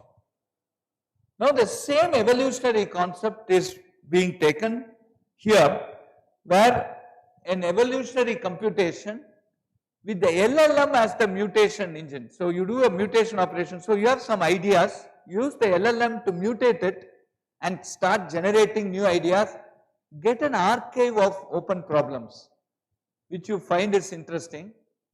The LLM, the agent itself will generate these problems. That's what you see on your left hand side topmost, where LLM idea or plan innovation happens. Then this is basically sent into a novelty checker. There are several novelty checkers here. Something called a semantic scholar, which basically goes through these ideas and understands the meaning. That's why the word semantic comes here. Understands the meaning and find out whether it is novel or not novel, and some of these ideas get filtered at that point of time. Then it goes into another module called idea scoring or archiving, which does how good this idea is, what is in a scale of 10, how do I score this idea, and this is also done. And what happens as a consequence of these 3-step pipeline is that you get a set of ideas which can be open problems, which exactly happens on your first year or 1.5 years of your research scholar life, where you go start doing lot of reviews, literature reviews, look at some of the ideas, think about how to improve that idea, come out with some open problems, go and check the literature whether it is novel. Then if it is indeed novel, then you keep a list of ideas at the end of your literature survey and basically say this is what you are going to do as research, and this is typically the first 1.5 years of your research curriculum. Then you go into an experimental template. In an experiment, so depending upon your idea, you know, form what are the sets of experiments that I will do. That's the experiment template. Then you give it to a automatic code generator, which basically generates the code using LLM and a tool that they have, it's the LLM coding agent called Aider, which is actually introduced in that paper, which generates this code. Then you basically run scripts to run multiple instances of this experiment, and every time you do the experiment you get some changes, some bugs, etc. You keep updating, it automatically updates till it gets a set of data. Then there is an automatic visualizer which will look at the data and tell which are interesting, and it comes out with lot of interpretation of the data. So what you see on the next 2 vertical columns is what you typically do between 1.5 to 3 years, where you do experimentation to validate your theory to see that it is indeed a interesting concept. Then based on all these things, a manuscript template is basically generated. A manuscript template can be your LaTeX file, a LaTeX style file for example, and depending upon your text and of course more figures and plots, etc., you generate a manuscript, and then of course you have finally you do an LLM paper reviewing. So this is entire the paper write up. So this is how a paper is generated in your life, you see, and can I completely replace it with AI tools, and that is what this 2024 paper is. A very stunning paper. You should read this from the archives, and that has successfully implemented it, meaning a couple of research papers did come out of this entire exercise, and that is the most important part that we are looking at. And some of the very interesting things that they have done is that how many times you repeat this process. As you see, there is a path that goes back and forth. They now find that within 4 to 5 times of repetition, they were able to get a very good novel paper, and that is something very interesting. And they also took, especially for the last part, the LLM paper reviewing, which is now very interesting here. They took some of the big conferences in machine learning. One is called ICML, the International Conference on Machine Learning. Another is NeurIPS. ICML gets around 30,000 papers, from which they select 2,000. NeurIPS gets around 50 or 55,000. They said you need not even come to the conference. We will enable, because they could not handle the crowd. So it's a major set of submissions that happen. So they took some of these conference papers and asked this LLM paper reviewing automatic agent to do the reviewing, and they found that the scores given by these automatic reviewing paper actually were very close to the average score that was given by human. In a typical conference, you see somebody giving you very good accept or strong accept, and some fellow giving you a weak reject. You don't understand why it's happening. Same idea, same concept, and they are all bunch of experts, but why do you get such varying reviews?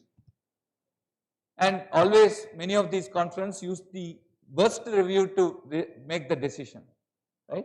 And these are some things that all of us have faced. I have faced, you have faced, and maybe will be continuing to face. But what this particular review things did was that the review score that this agent gave was very close to the average, meaning that it is doing a much more balanced review than the other set. So this is indeed a landmark work which basically suggests that a research scholar can be replaced by a AI scientist.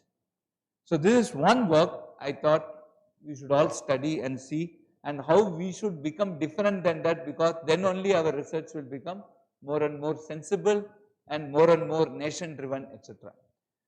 Now this, what you see, is actually a work that was reported in 2025, subsequently after that, which is a paper which is talking about an AI co-scientist. It is not a scientist, but an AI co-scientist which will work with the human to actually produce very good results. And this is a work that was carried out by Stanford University, Google DeepMind, Imperial College London, and they have come out with this. Friends, here what we see here, why is AI becoming important in the context of research? See, there is a gap between breadth and depth, and Amogji actually talked about interdisciplinary work, right? Some concept in some unrelated field actually influencing another concept here is what we call as the breadth. And then you go into that concept deeper, that's the depth. Now what AI can do, potentially do, where we should use AI, we should not get away from using AI. As a country we will lose lot if research scholars shun away from AI, or institutions say don't use AI. I think that's the wrong thing to do, because we will go back in research. What AI can constructively do today is to make this breadth accessible in a very quick way to dwell more into the depth. So this breadth depth merger is what we must start using AI in a very constructive fashion. And that is where this particular AI co-scientist paper actually does. So what it did, I will not read out what is put here, but did it say there is a scientist who is working here, what you see on the leftmost side, and there are inputs that the scientist gives to the system, and then there is a agent that works on it, and it does multiple activities. That agent comprises of several other agents. It's an agent of agents. So there is a generation agent which does the literature exploration, etc., given the problem, for the given problem. There is a reflection agent which basically reviews what it has done, and it self-reflects itself to find out what it has done is correct or not. Then there is an evaluation agent which builds upon that idea, and then there is a proximity agent which basically says how much that idea is close to the problem the scientist has given. And then there is a meta-review agent which basically looks at the the review itself and reviews certain parameters on this, and basically gives back a score. And this process keeps going, so we call it as a tournament. A tournament is one where you keep scoring and keep improving your scores, and finally it comes out as a output. So this is how an AI co-scientist can work on an idea given by the scientist. So the idea is now originating from the scientist, but the AI co-scientist basically explores all these things and try to bring the breadth to this. So there are three interesting outputs that had been put forward by this paper that came in 2025. So AI can be used for application, AI can be used for basic research. Now this paper demonstrated three verticals, where one was pure application, another was basically a mid between application and basic research, and another was basic research, right. So three important things came out of this. Now on the application side, again the Stanford is a Stanford medical school, and they had used it for some medical related discovery. The first thing that this whole concept was tested upon was on repurposing an existing drug. Like, can Calpol be used for some dengue or something like that? Okay, can I repurpose a given drug for a new set of disease? And within a matter of hours, this co-scientist was able to find, for a given drug, it was able to find a couple of diseases where it could be repurposed based on certain data. And when it was actually experimented, the suggested drug was much better than the FDA approved drug for that particular disease. And this came out as a stunning revelation as a part of this. The second thing, which was midway, was that I have this particular disease, can you find a new drug for me? And basically, basically there was some tumor and they want to do an inhibitor, and again within a very short duration, around 3 weeks to 4 weeks, the engine worked. And this is something like not a basic research nor application, but it is to find something new. And they actually suggested a formulation, it's a new drug, which actually worked much better than the FDA approved drug. The last one was basic research. Why are certain characteristics of some bacteria? And this characteristics, it took something like 10 years for them to do experimentation, again go back and again repeat the same thing. But what took 10 years, this AI engine finished in 2 days, right? So these are 3 important outputs that come out of this 2025 paper, and I strongly suggest that there's an archive link and you can visit this, and I want all of you to read this paper. So friends, the first slide actually talked about a scientist, the second slide we talked about a co-scientist. The first one was completely AI, no human intervention. Second one is where a human actually uses AI to basically come out with some inventions which could have taken long time, but this helped it to come into, AI helped this whole research in a very short period of time. So now, this is a very interesting concept. Can LLMs generate novel research ideas? Right? This is again a 2024 Stanford University paper. Can LLMs generate novel? So we said that, okay, we have an AI scientist, it will generate ideas. How novel can it be? And this is one very startling experiment which I really want to put forward here. So they were given some 7 NLP topics, like, bias, coding, safety, multilingual, factuality, math, uncertainty, etc. So 7 very interesting natural language processing concepts. It was given to human experts and it was also given to AI agents. And 3 types of, right, 3 types of work was done. One were some ideas generated by human alone, another was generated by AI alone, and another was developed by both AI and human together. Okay, so 3 conditions. So 49 ideas were generated by human, condition 1, and AI alone generated 49 ideas, and AI ideas plus human, some 49 ideas have come. And these ideas were given to 79 human experts, right, and asked them to rate this. And as you see, the novelty score of just human generated ideas was 4.84, while the novelty score of AI was 5.64, while AI plus human actually became 5.81. And this is a very interesting research.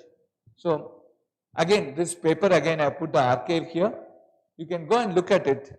And as you see, the third, if you see the bar charts at the bottom, you see that in terms of novelty, yes, NLP problems, the AI plus human together when they worked, the novelty is very high. In terms of excitement, it is very high. Feasibility almost same.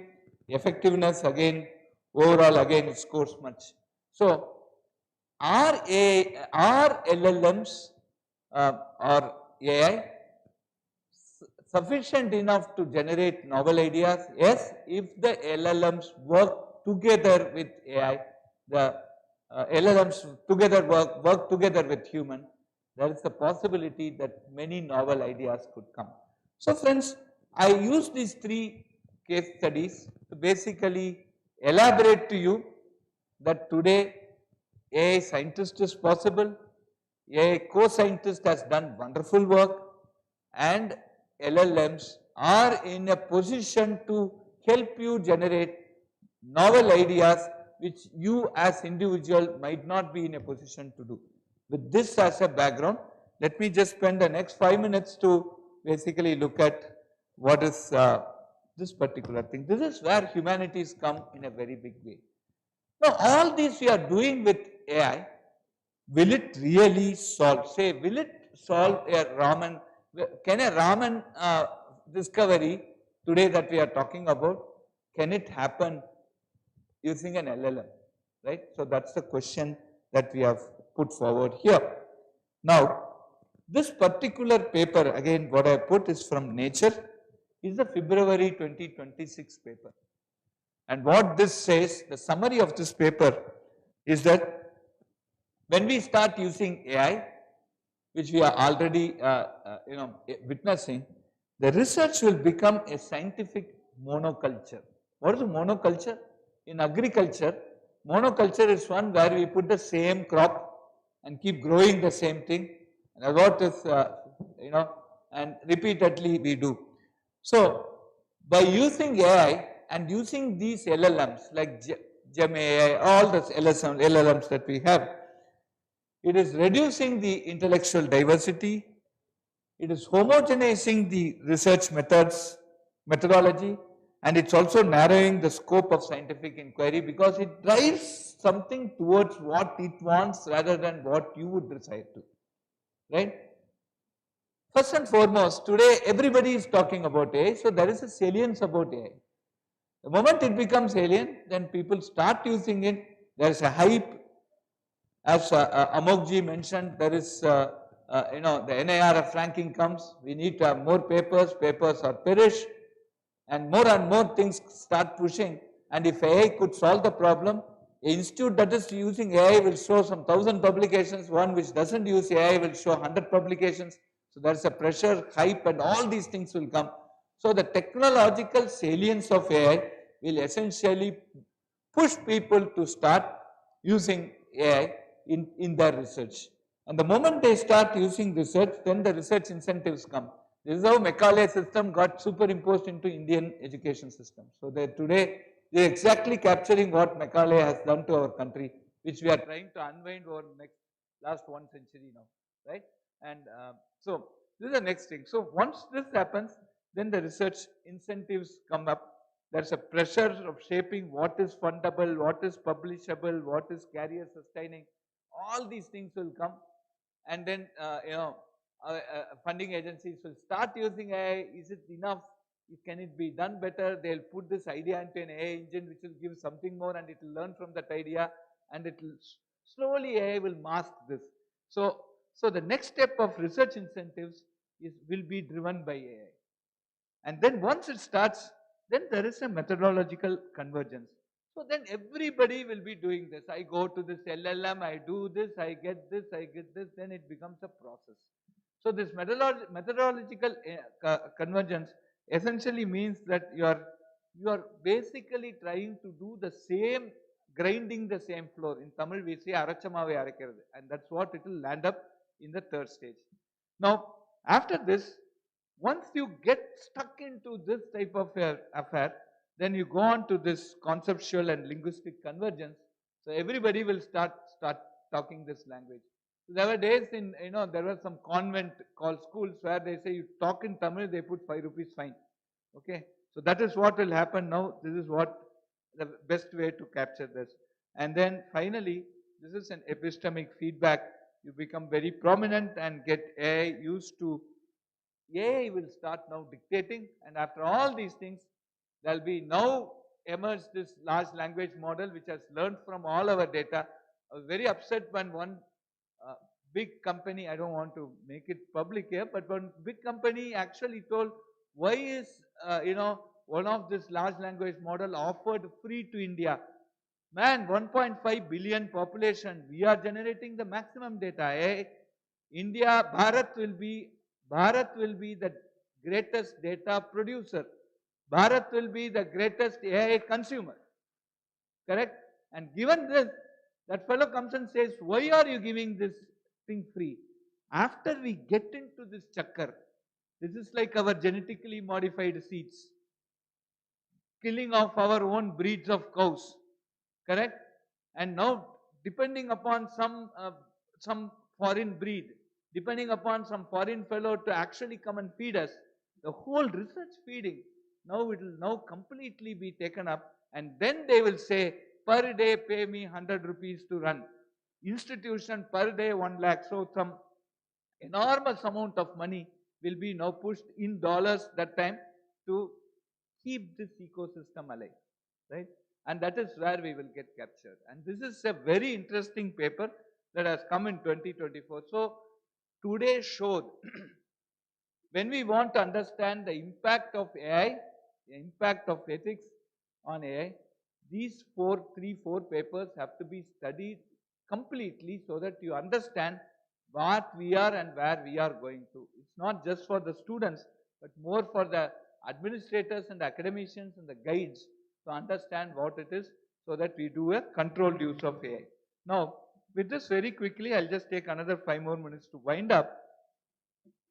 Friends, what are these LLMs? They are actually an autoregressive statistical pattern matches, right? So there is a statistical pattern. What is very prominent, it will output.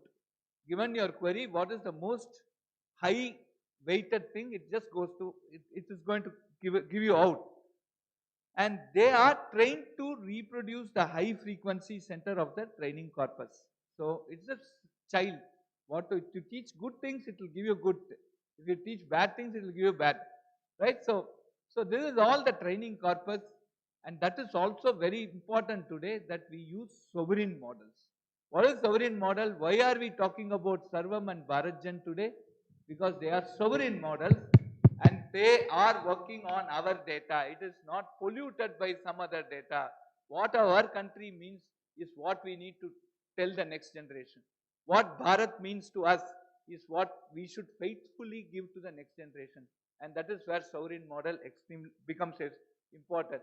Once Sarvam and Bharatjan are out in the market, I plead to all of you, I don't know, even I beg all of you, use those models. Don't use other models. Please use those models, and that is very, very important because we have to use in the WhatsApp University. Of course, I don't know how correct it is, but I read this particular thing. There was a Japan friend for Gorbachev, and they were using a pencil, and the Japan person was using the Japanese pencil, and it used to break off after writing each one line. It used to break off. Gorbachev went and asked the Japanese friend, why don't you use a British pencil, which will stand for this? The Japanese fellow cried. It seems he was in tears. He says, if as a Japanese, I don't use my Japan pencil, who else will use it? Today, friends, Japan gives you the best pencil in the world, right? And that is what we mean by Swadeshi, right? We need to use our own tools, whatever may be. Today it may be a little less, but we should all contribute to make it excellent. And this is something I want to put in front of you. And see, many times when you train these LLMs, there's something called a mode collapse. What is a mode collapse? You start giving some data on a particular direction, it starts predicting in that direction. There are instances where you want to do an image classification, you give multiple image, it will give you the same classification, though the images are different. So essentially, these are basically statistical pattern matchers and glorified statistical pattern matchers. And we should not just say that our entire life depends upon an auto-regressive statistical pattern matcher. And that is something we need to keep in mind. So, not changing? No, go back. So friends, what should be my publication policy? This is again for all the administrators. We should be extremely careful when we come out with these types of tools. Make sure that the use of AI shall not result in misleading, superficial or unethical academic contributions. This is first, right? So you should not say that there is a national encryption and you give a method for decrypting it so that the whole nation collapses next day morning. So simple from a cyber security point of view, I can just give you one example like this. And where should the credit go here? First and foremost, transparency and fairness in clearly disclosing the role AI played in the idea generation process. And these 4 papers, if you study, you can for yourself find out where it is ethical and where it is not ethical. Because AI is able to do a lot of things.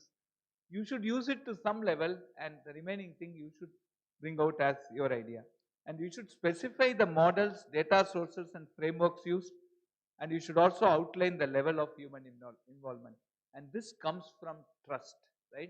And we as a country, as Bharat, I should tell you 2 important things. We have never invaded any other nation. And of late, we have, anybody pings us, we are giving them back. And in Operation Sindoor was a responsible war, friends, where we did not go and, affect any person who did not needle us, we didn't touch them. We had hit with 5-meter accuracy. Exactly the fellow who needled us, we went and hit it. So we have done a responsible war. We should be proud to be that Bharat. Okay. Why I'm saying this, I think we should clap for this, friends. Okay. And the second thing is, when COVID struck us, if we had taken the vaccine from the outside world, we should have spent 10,000 rupees in injecting to each one of you, just because we need to maintain a temperature there, right? We did not 1 vaccine, but 2 vaccines. We had 275 crore vaccinations. Not only that, when we needed vaccine at that time. Some of our friend countries are struggling for vaccines. We donated. The other parts of the world had vaccines. They finished off. They stocked off for the next several waves, if at all they come. After that, what was left, they sold to the other nations. We donated. I think this is what Bharat is. Now, as research scholars, now what we should say, any paper coming out from Bharat, as research scholars, we should maintain this transparency level. We should say, we are Indian, we are Bharatiyans, we will not do certain things which is unethical. And these 3 are very guiding principles. And especially for administrators, there is now a very quick say, don't use AI, don't use this. That will kill you. That will kill the institutions. Now, we will become backlash on that. But what we need to do is to arrive at such type of policies and build that nature in the students, that they become ethical. Ethics cannot be enforced by a government order. Ethics cannot be enforced by an institutional order. Ethics should be part of your entire ecosystem. What you breathe should be ethical. What you eat should be ethical. What you think should be ethical. How do you conduct should be ethical. What you talk must be ethical. And that is something we need to put in place. The next thing is, can you just close my, I don't need my, they are seeing me, just close that window.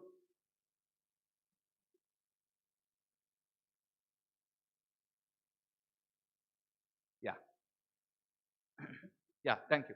So, another thing is that we need to avoid potential for misuse.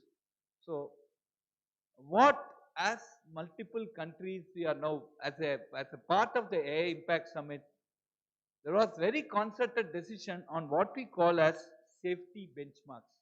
So, your tool has to go through the safety benchmark so that you avoid potential for misuse. So, if it goes through these benchmarks successfully, then this is a safe tool to use. And it's a very complex problem, but when we build these tools or when we use these tools, we should be careful not to use it for some purposes. There were things like, no, there were reports which says if you, the LLMs were saying to the students, okay, now you have reached some stage, I think the best thing is for you to commit suicide. Okay, so these type of, type of usages must be kept away. The alignment angle. So there is lot of human feedback and what is called as anti-jailbreak mechanisms in research. And this feedback again and again multiple, if you make this engine subjected to, it can become sort of into one mode of either an optimistic or a pessimistic approach, but it may be driven to this. And we need to be very careful not to align it with some thought process, but being a neutral engine. And handling fall of non-computational research. So this is very, very important. I'll talk about it a little in depth in the coming thing. And incentivizing grants and publications. It's a we must move from a mono-domain empirical output volume to what we call as an interdisciplinary or trans-domain diversified translational research output. And this is now going to be the AI era, because AI now, as I mentioned in the earlier thing, it is going to start looking at the breadth rather than help you look at the breadth before you start exploring to the depth. So the breadth plus depth in a very, very short time, in a very nice manner, is what AI is going to basically bring you up. Now these are all some of the frameworks. I want the research scholars to look at it. I will also suggest, we will send a suggestion from the Ministry of Education somewhere down the line that what are some mandatory courses that research scholars must take in this particular part of using AI in the research. But these are some of the very interesting guidelines. One from the United Nations Educational, Scientific and Cultural Organization, UNESCO, has some recommendation on human dignity, data governance, environmental sustainability. For example, AI today is taking so much power that we may not have power for our farmers if we put that much AI in India. So this is also something that we need to look at. And Organization for Economic Cooperation and Development, the OECD, also has an AI principle. These all started somewhere in 2021. The UNESCO was a 40-nation joint declaration. OECD was again 2019 and got recently updated. European Commission comes out with responsible use of generative AI. UK Research Integrity Office has embracing AI with integrity. ICMR India, because it is very important for the medical research fraternity. Ethical guidelines for AI in biomedical research and healthcare. So these are all some of the guidelines that have come, and we may also start looking at more of them. Okay, and to be very honest, this table I just got from Perplexity Pro. Perplexity is another company which was founded by one of the alumnus of IIT Madras. So it is an Indian owned company, of course headquartered in other parts of the world. But these are some of the guidelines that you must have a look at. And this is something very important: pursue and support intellectual diversity at higher education institutions and the research ecosystem, where we include non-computational expertise and intellect. What do you mean by non-computational problems? For people who have studied computer science, there is certain problems that cannot be computed. For example, the halting problem.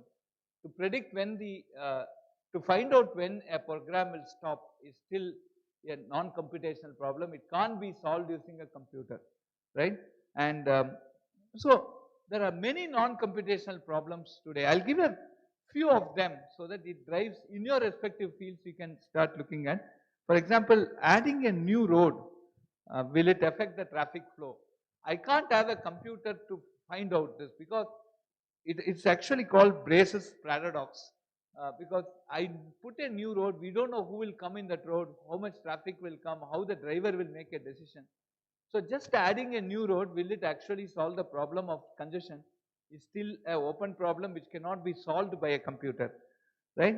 And then there's this RICE system which says no algorithm can, RICE theorem. RICE is one of the very prominent researcher. It says no algorithm can perfectly predict the semantic outcome, the meaning of that program, meaning of execution of a program cannot be predicted very clearly, specifically for a complex system. For example, you say some new smart zoning law, right? I keep some people together here, I put in some zone like this. Will it result in reduction of poverty by 10%? Suppose you ask such a question, we don't have an answer for that. It cannot be a computational problem. Any multi-objective optimization, again, it's not a computationally solvable problem. For example, if I maximize green space, can I still have maximized affordable housing? So green space versus affordable housing. So I just took three problems, one on smart cities, one on agriculture, and one on policy. But you can have multiple things in your respective fields in mechanical or civil or things. But you must start looking at these type of problems. So what AI will do is to move you from all these mundane problems and make the research scholars think about something much more fundamental than what we may land up doing something incremental. Rather than doing it incremental, we do some more fundamental research. And that is the positive outlook of AI coming in. It will show you the breadth and it will say, okay, these things are already solved or solvable. I can even solve you. Go and look at something beyond me, and that's how research is going to grow. So that's another positive impact of using AI in research. And pre-position oneself before adopting AI. Should my research direction and problem setting depend on AI framing, or should it precede it? So these things you should basically look at, and these are very important parts. So with this I conclude. Thank you very much for this opportunity, and I'll open up for some questions. So friends, to sum up, AI is important. We cannot neglect AI. And if you neglect AI, we will become backlog in a very big fashion, like how Ashish ji mentioned about our semiconductor effort and some other many of the important efforts, database, etc. Today, we are now dependent. It's not interdependence. We are dependent on other nations. That type of an AI divide is something unacceptable, and it will become very big economic, economic black mark for us. And I think it will have very bad repercussions. So we must use AI, but use it in a very transparent, ethical way. And this is where we conclude today. I hope this talk was interesting for you or informative for you. I will request Kumaresh to circulate to all the people registered. You can also send it to whomever you want. It's open source. But please do read those 4 papers so that it gives you an idea of how we pay, and it's also for all the administrators, faculty here. So it shapes how you perform your research in the next 10 years to come. Thank you very, very much.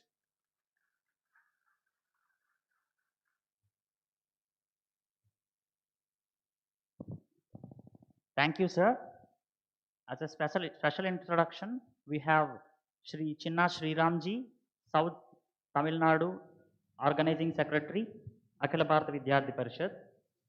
It's the time for open discussion. I request Professor M.M. Ghangrekar to lead the session of question and answer. Thank you.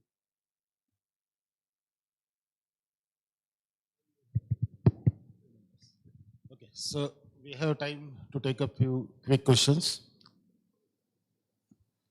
Please raise your hand.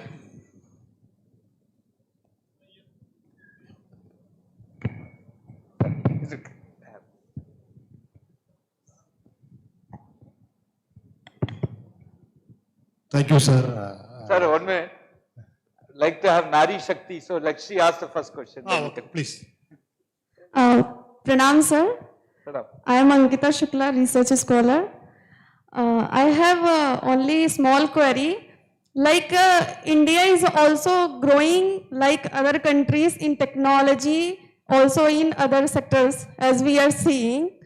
So you talk about LMS and different type of technology that India is growing. But I am personally seeing the issues like people are facing the real life situation, like how to use that technology. So how to overcome from that issue, that just I want to know. Okay. Thank you, sir. Okay, thank you. Which field are you working in? Sir, education. You are working in education? Yes, sir. So what are you doing? Which university? Central University of Kerala. Central University of Kerala. And what course are you pursuing now? PhD. In education? Yes, sir. Good.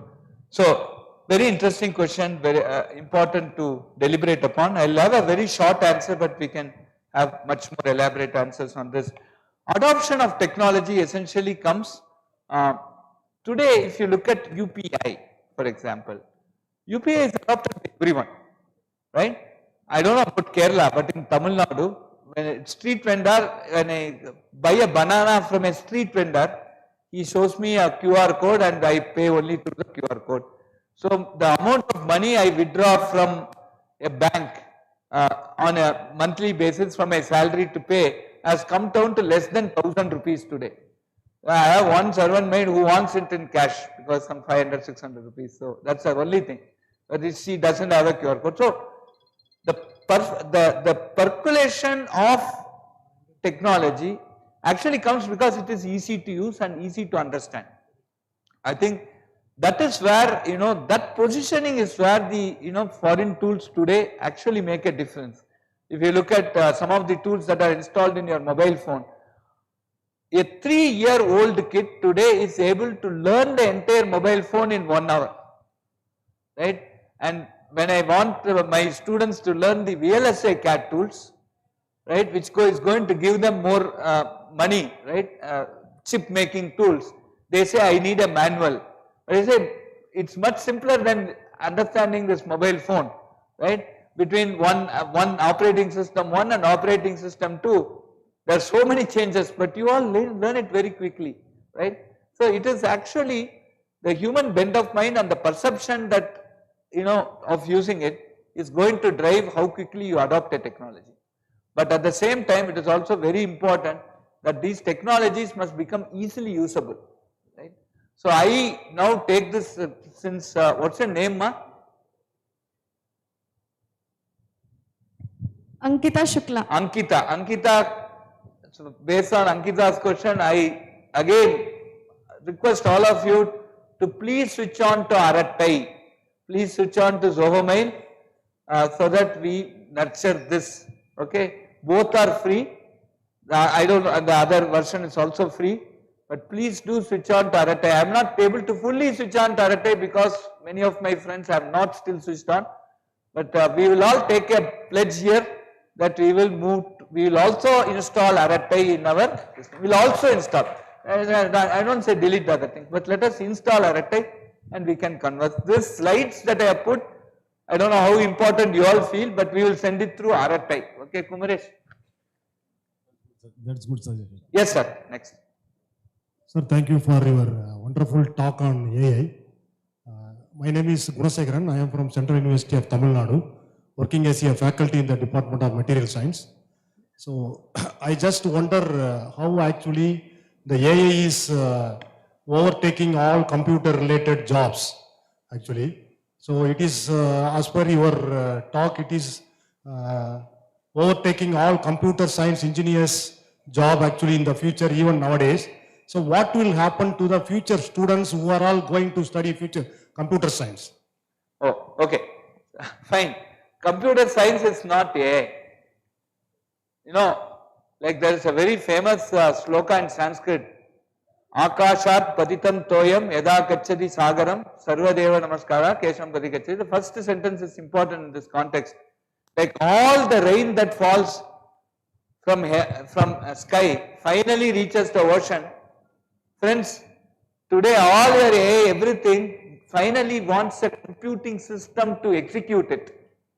Correct? So computer science will never go off. There will be computer hardware. People who don't study hardware now are the fools. Okay? Right? People who don't do microprocessor now, people who don't do compilers, people who don't learn operating systems, people who don't do material science, all of them are fools. Okay, I use that word fool itself because really they are fools. Okay, I don't have another substitute word for it. Why? Because today, memory. Last week I took a quote for a system, it was 53 lakhs. And in government procurement, we need to give one week tender or 10 days. The shortest tender is 1 week. The fellow said, I can't give you 1 week quotation. I can give you only 2 days quotation. Because next day it was 97 lakhs.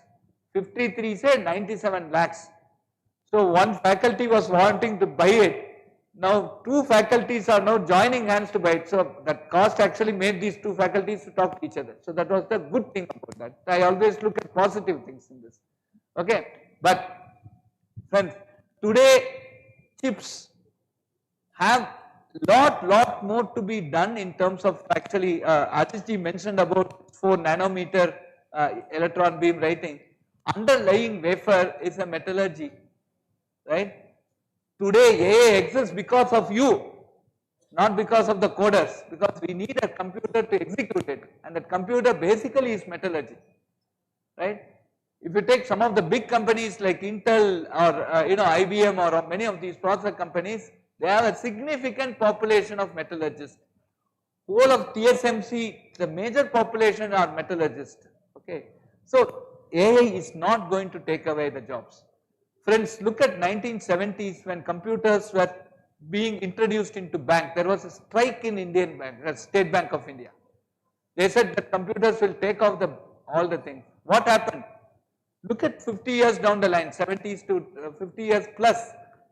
Today the number of jobs in SBI has gone 10 times or 15 times. What is a well established process? As I told you here, AI is nothing but an auto-regressive pattern matching engine, correct? So what is well established as a process for which there is no need for a human brain, those jobs will be taken by AI.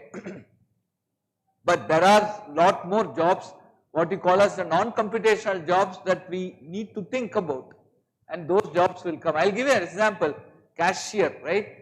Why should you keep counting cash? Do you need a human to do this? The cashier will be, every time you go and stand in front of the cashier, they will be frowning at you. Whatever be that bank, yes bank, ICICI, whatever you say, big banks also, sophisticated banks, the cashier would be the most frustrating. Why? Because he is counting, and if he misses 100 rupee note, they take it from his salary, correct? Now this cash counting machine came, nobody questions that whether it is correct or wrong. You write 1000 there, the fellow who deposits also agrees, the fellow who accepts also agree when you give back the same thing, right? So are cashiers gone off? Go to any branch here, go to a branch inside this campus, there will be a cashier still, right? So the cash counting machine did not remove the cashier, but helped the cashier. So AI is going to, what you are seeing here, AI will help you, but you use it properly. So this is my answer. So I want to record here, I have been recording the whole AI summit. The same question was asked by many journalists. I went on record, I went on public. In NIT Trichy, in this very august hall, on this show, on this science day, I want to record, and probably history, or most surely 100% history will prove I am right, that AI will not take away jobs, but people must learn AI to become useful. Thank you. Yeah, we can take one more question. Good morning, Professor. Where are you? Yes, sir. Yeah, sir. Really, it's an eye-opening session, sir. We'll certainly read the 4 papers what you mentioned, and we do acknowledge with you that we will go with the indigenous AI tools. Professor, I have one question. I am a professor of biology from Manoniyam Sundana University. Biology. By animal science. You are saying that you should have some ethics in using the AI. I do accept it. As a research supervisor, if I am giving an assignment to my student, which I know that my student will do ethically, and I do acknowledge it is ethically correct, will our system of education, for example, it's like drug discovery, if my student is using an ethical part of it and coming out with a new drug for a discovery, which I am going to give him as assignment as a PhD topic. As you said, this may accelerate 3 years of research in a couple of months itself. If that is the case, whether as a director of IIT, whether our system of education will accept and give him a degree in 2 months? Yeah, why not? Why not? Yeah, see, I also feel, right, I've seen many PhD students, my own student, the best part, the most productive part of my PhD, I was lucky enough, I got some problem. My productive part was only 1 year. The remaining 2 years I was deliberating what to do, because for me to get this breadth, it took a lot of time. because those days there was no internet also when I did. But now internet is there, but once it's a problem of plenty. You search for some, if you say definition of trust, somebody said they are working on, where is that fellow? Is that security, right? You are working on security. Go and search for trust. It will give you 1 million hits. When will you read this 1 million hits? So what AI is trying to do today is basically trying to bring all these things together, and it gives you very quickly. So many people have done so many things. This is a summarization. It does it. So if you are able to interpret it and get a very good result, I think the Nobel Prize that, see, those days it took some 50 years, 20, 25 years to be recognized for your Nobel Prize. But the Nobel Prize that was given recently, I think it didn't take that much. So when you can give a Nobel Prize for, why not a PhD degree? Yes, sir, but our systems should accept it, sir. That's what I mean here. Huh? Our system should accept to submit in a short span System, of time. we are system, okay. So we are the system, so I am director, you are professor, so we are the system. We should start evaluating this. You got this right? Last Thank you, question. Professor. Yeah, thank you. Professor Kamakoti agrees. Last. Two more because Okay. it's okay, 3 more. I'll try to answer first. Sir, he put his hands first. Thanks a lot, sir. I'm Chaitanya, sir. I'm a research scholar from the Pondicherry University, sir. Next. Yeah, please. Sir, in the first slide you mentioned about research scientist, right, sir? In that research scientist, full-time research scientist. So in the first phase, idea generation is there, right, sir? In the case of social science research, how accurate does the ideas or the problems it creates reflect the reality in the society? So you are talking of social science. Yes, sir. Very good. So that's where, social science is something which is non-semantic. The semantic output cannot be quantified. Yes, sir, in that case, yeah. It is a non-computational problem, right? So for example, there are some problems which are very tough to be computed. They are computational problems, but very tough to compute. And for that, a theory of evolutionary algorithms came.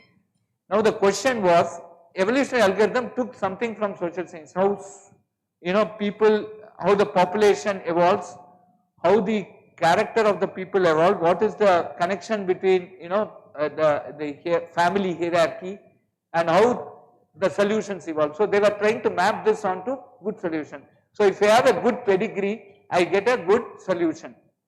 I get a good child.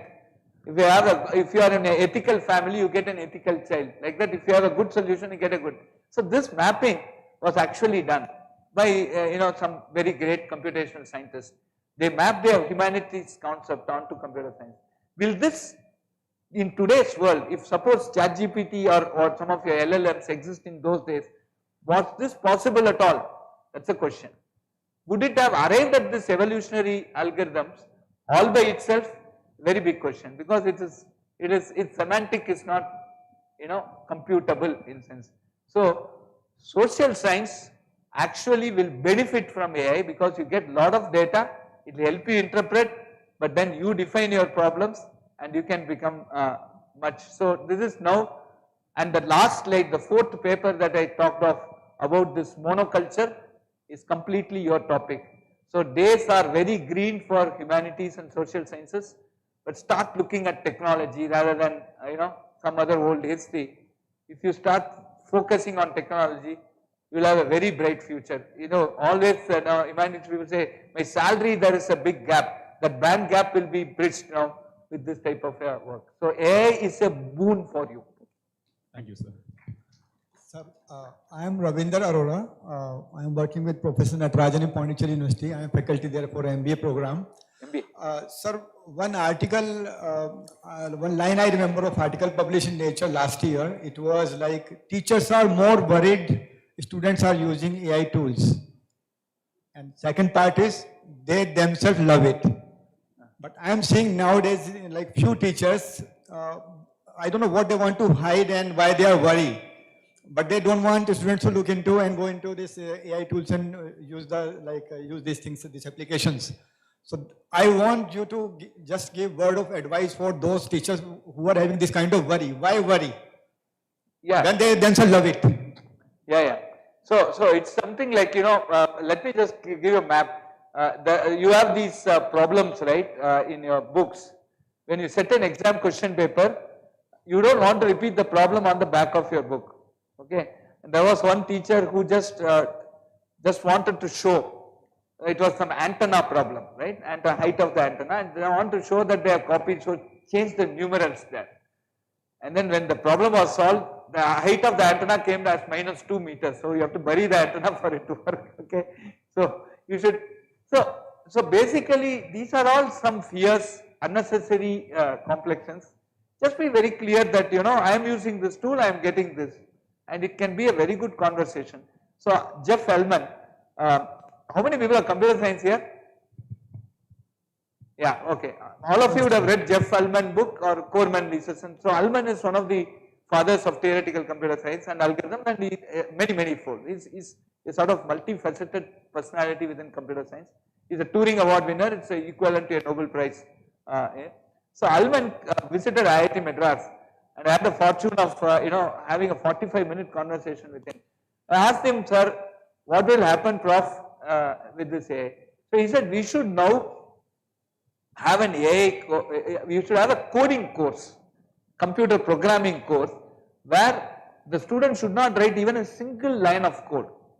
They should basically make the LLM write the code, which is secure, which is scalable, which is effective, efficient, and they should use the proper data structure, etc. This is a very challenging thing. That means you are basically, asking the students to put the correct questions there. And the entire Indian education system, if you look at the Indian knowledge system, if you look at our, the earlier treatises of our philosophical tests, etc., the entire learning was by questioning.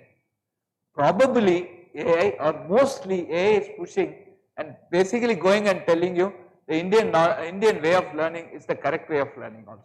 So this is also my other way of looking at it. Yeah. Good afternoon, sir. Yeah. Good afternoon, sir. First of all, congratulations for your Batma Awards. Thank you. Okay, I am Kokila, I am a research scholar. As you said, use AI ethically. Okay, how come we know what is ethical and what is unethical in using AI for research? And also, for research, how much we can take from AI? Yeah, so that's what you read those 4 papers that I have suggested. We will circulate you in RTI. So please read those 4 papers, where you will understand how much you can use AI, and be very transparent about how much did you use AI in your paper. And you put that, and you trust yourself, right? Trust is something, see, if you don't respect your words or your writings, who else will respect it? So that's the first question you should ask yourself. So you should be reflexive about trust, you should trust yourself, and if that happens, I am sure it is going to be very good. So ethics is a very difficult term to define, like trust itself, right? Trust itself, what is trust? What I think is trust is not trust. That's the first statement I made. No, what I think as ethical may be unethical for you, what I think as unethical may be ethical for you.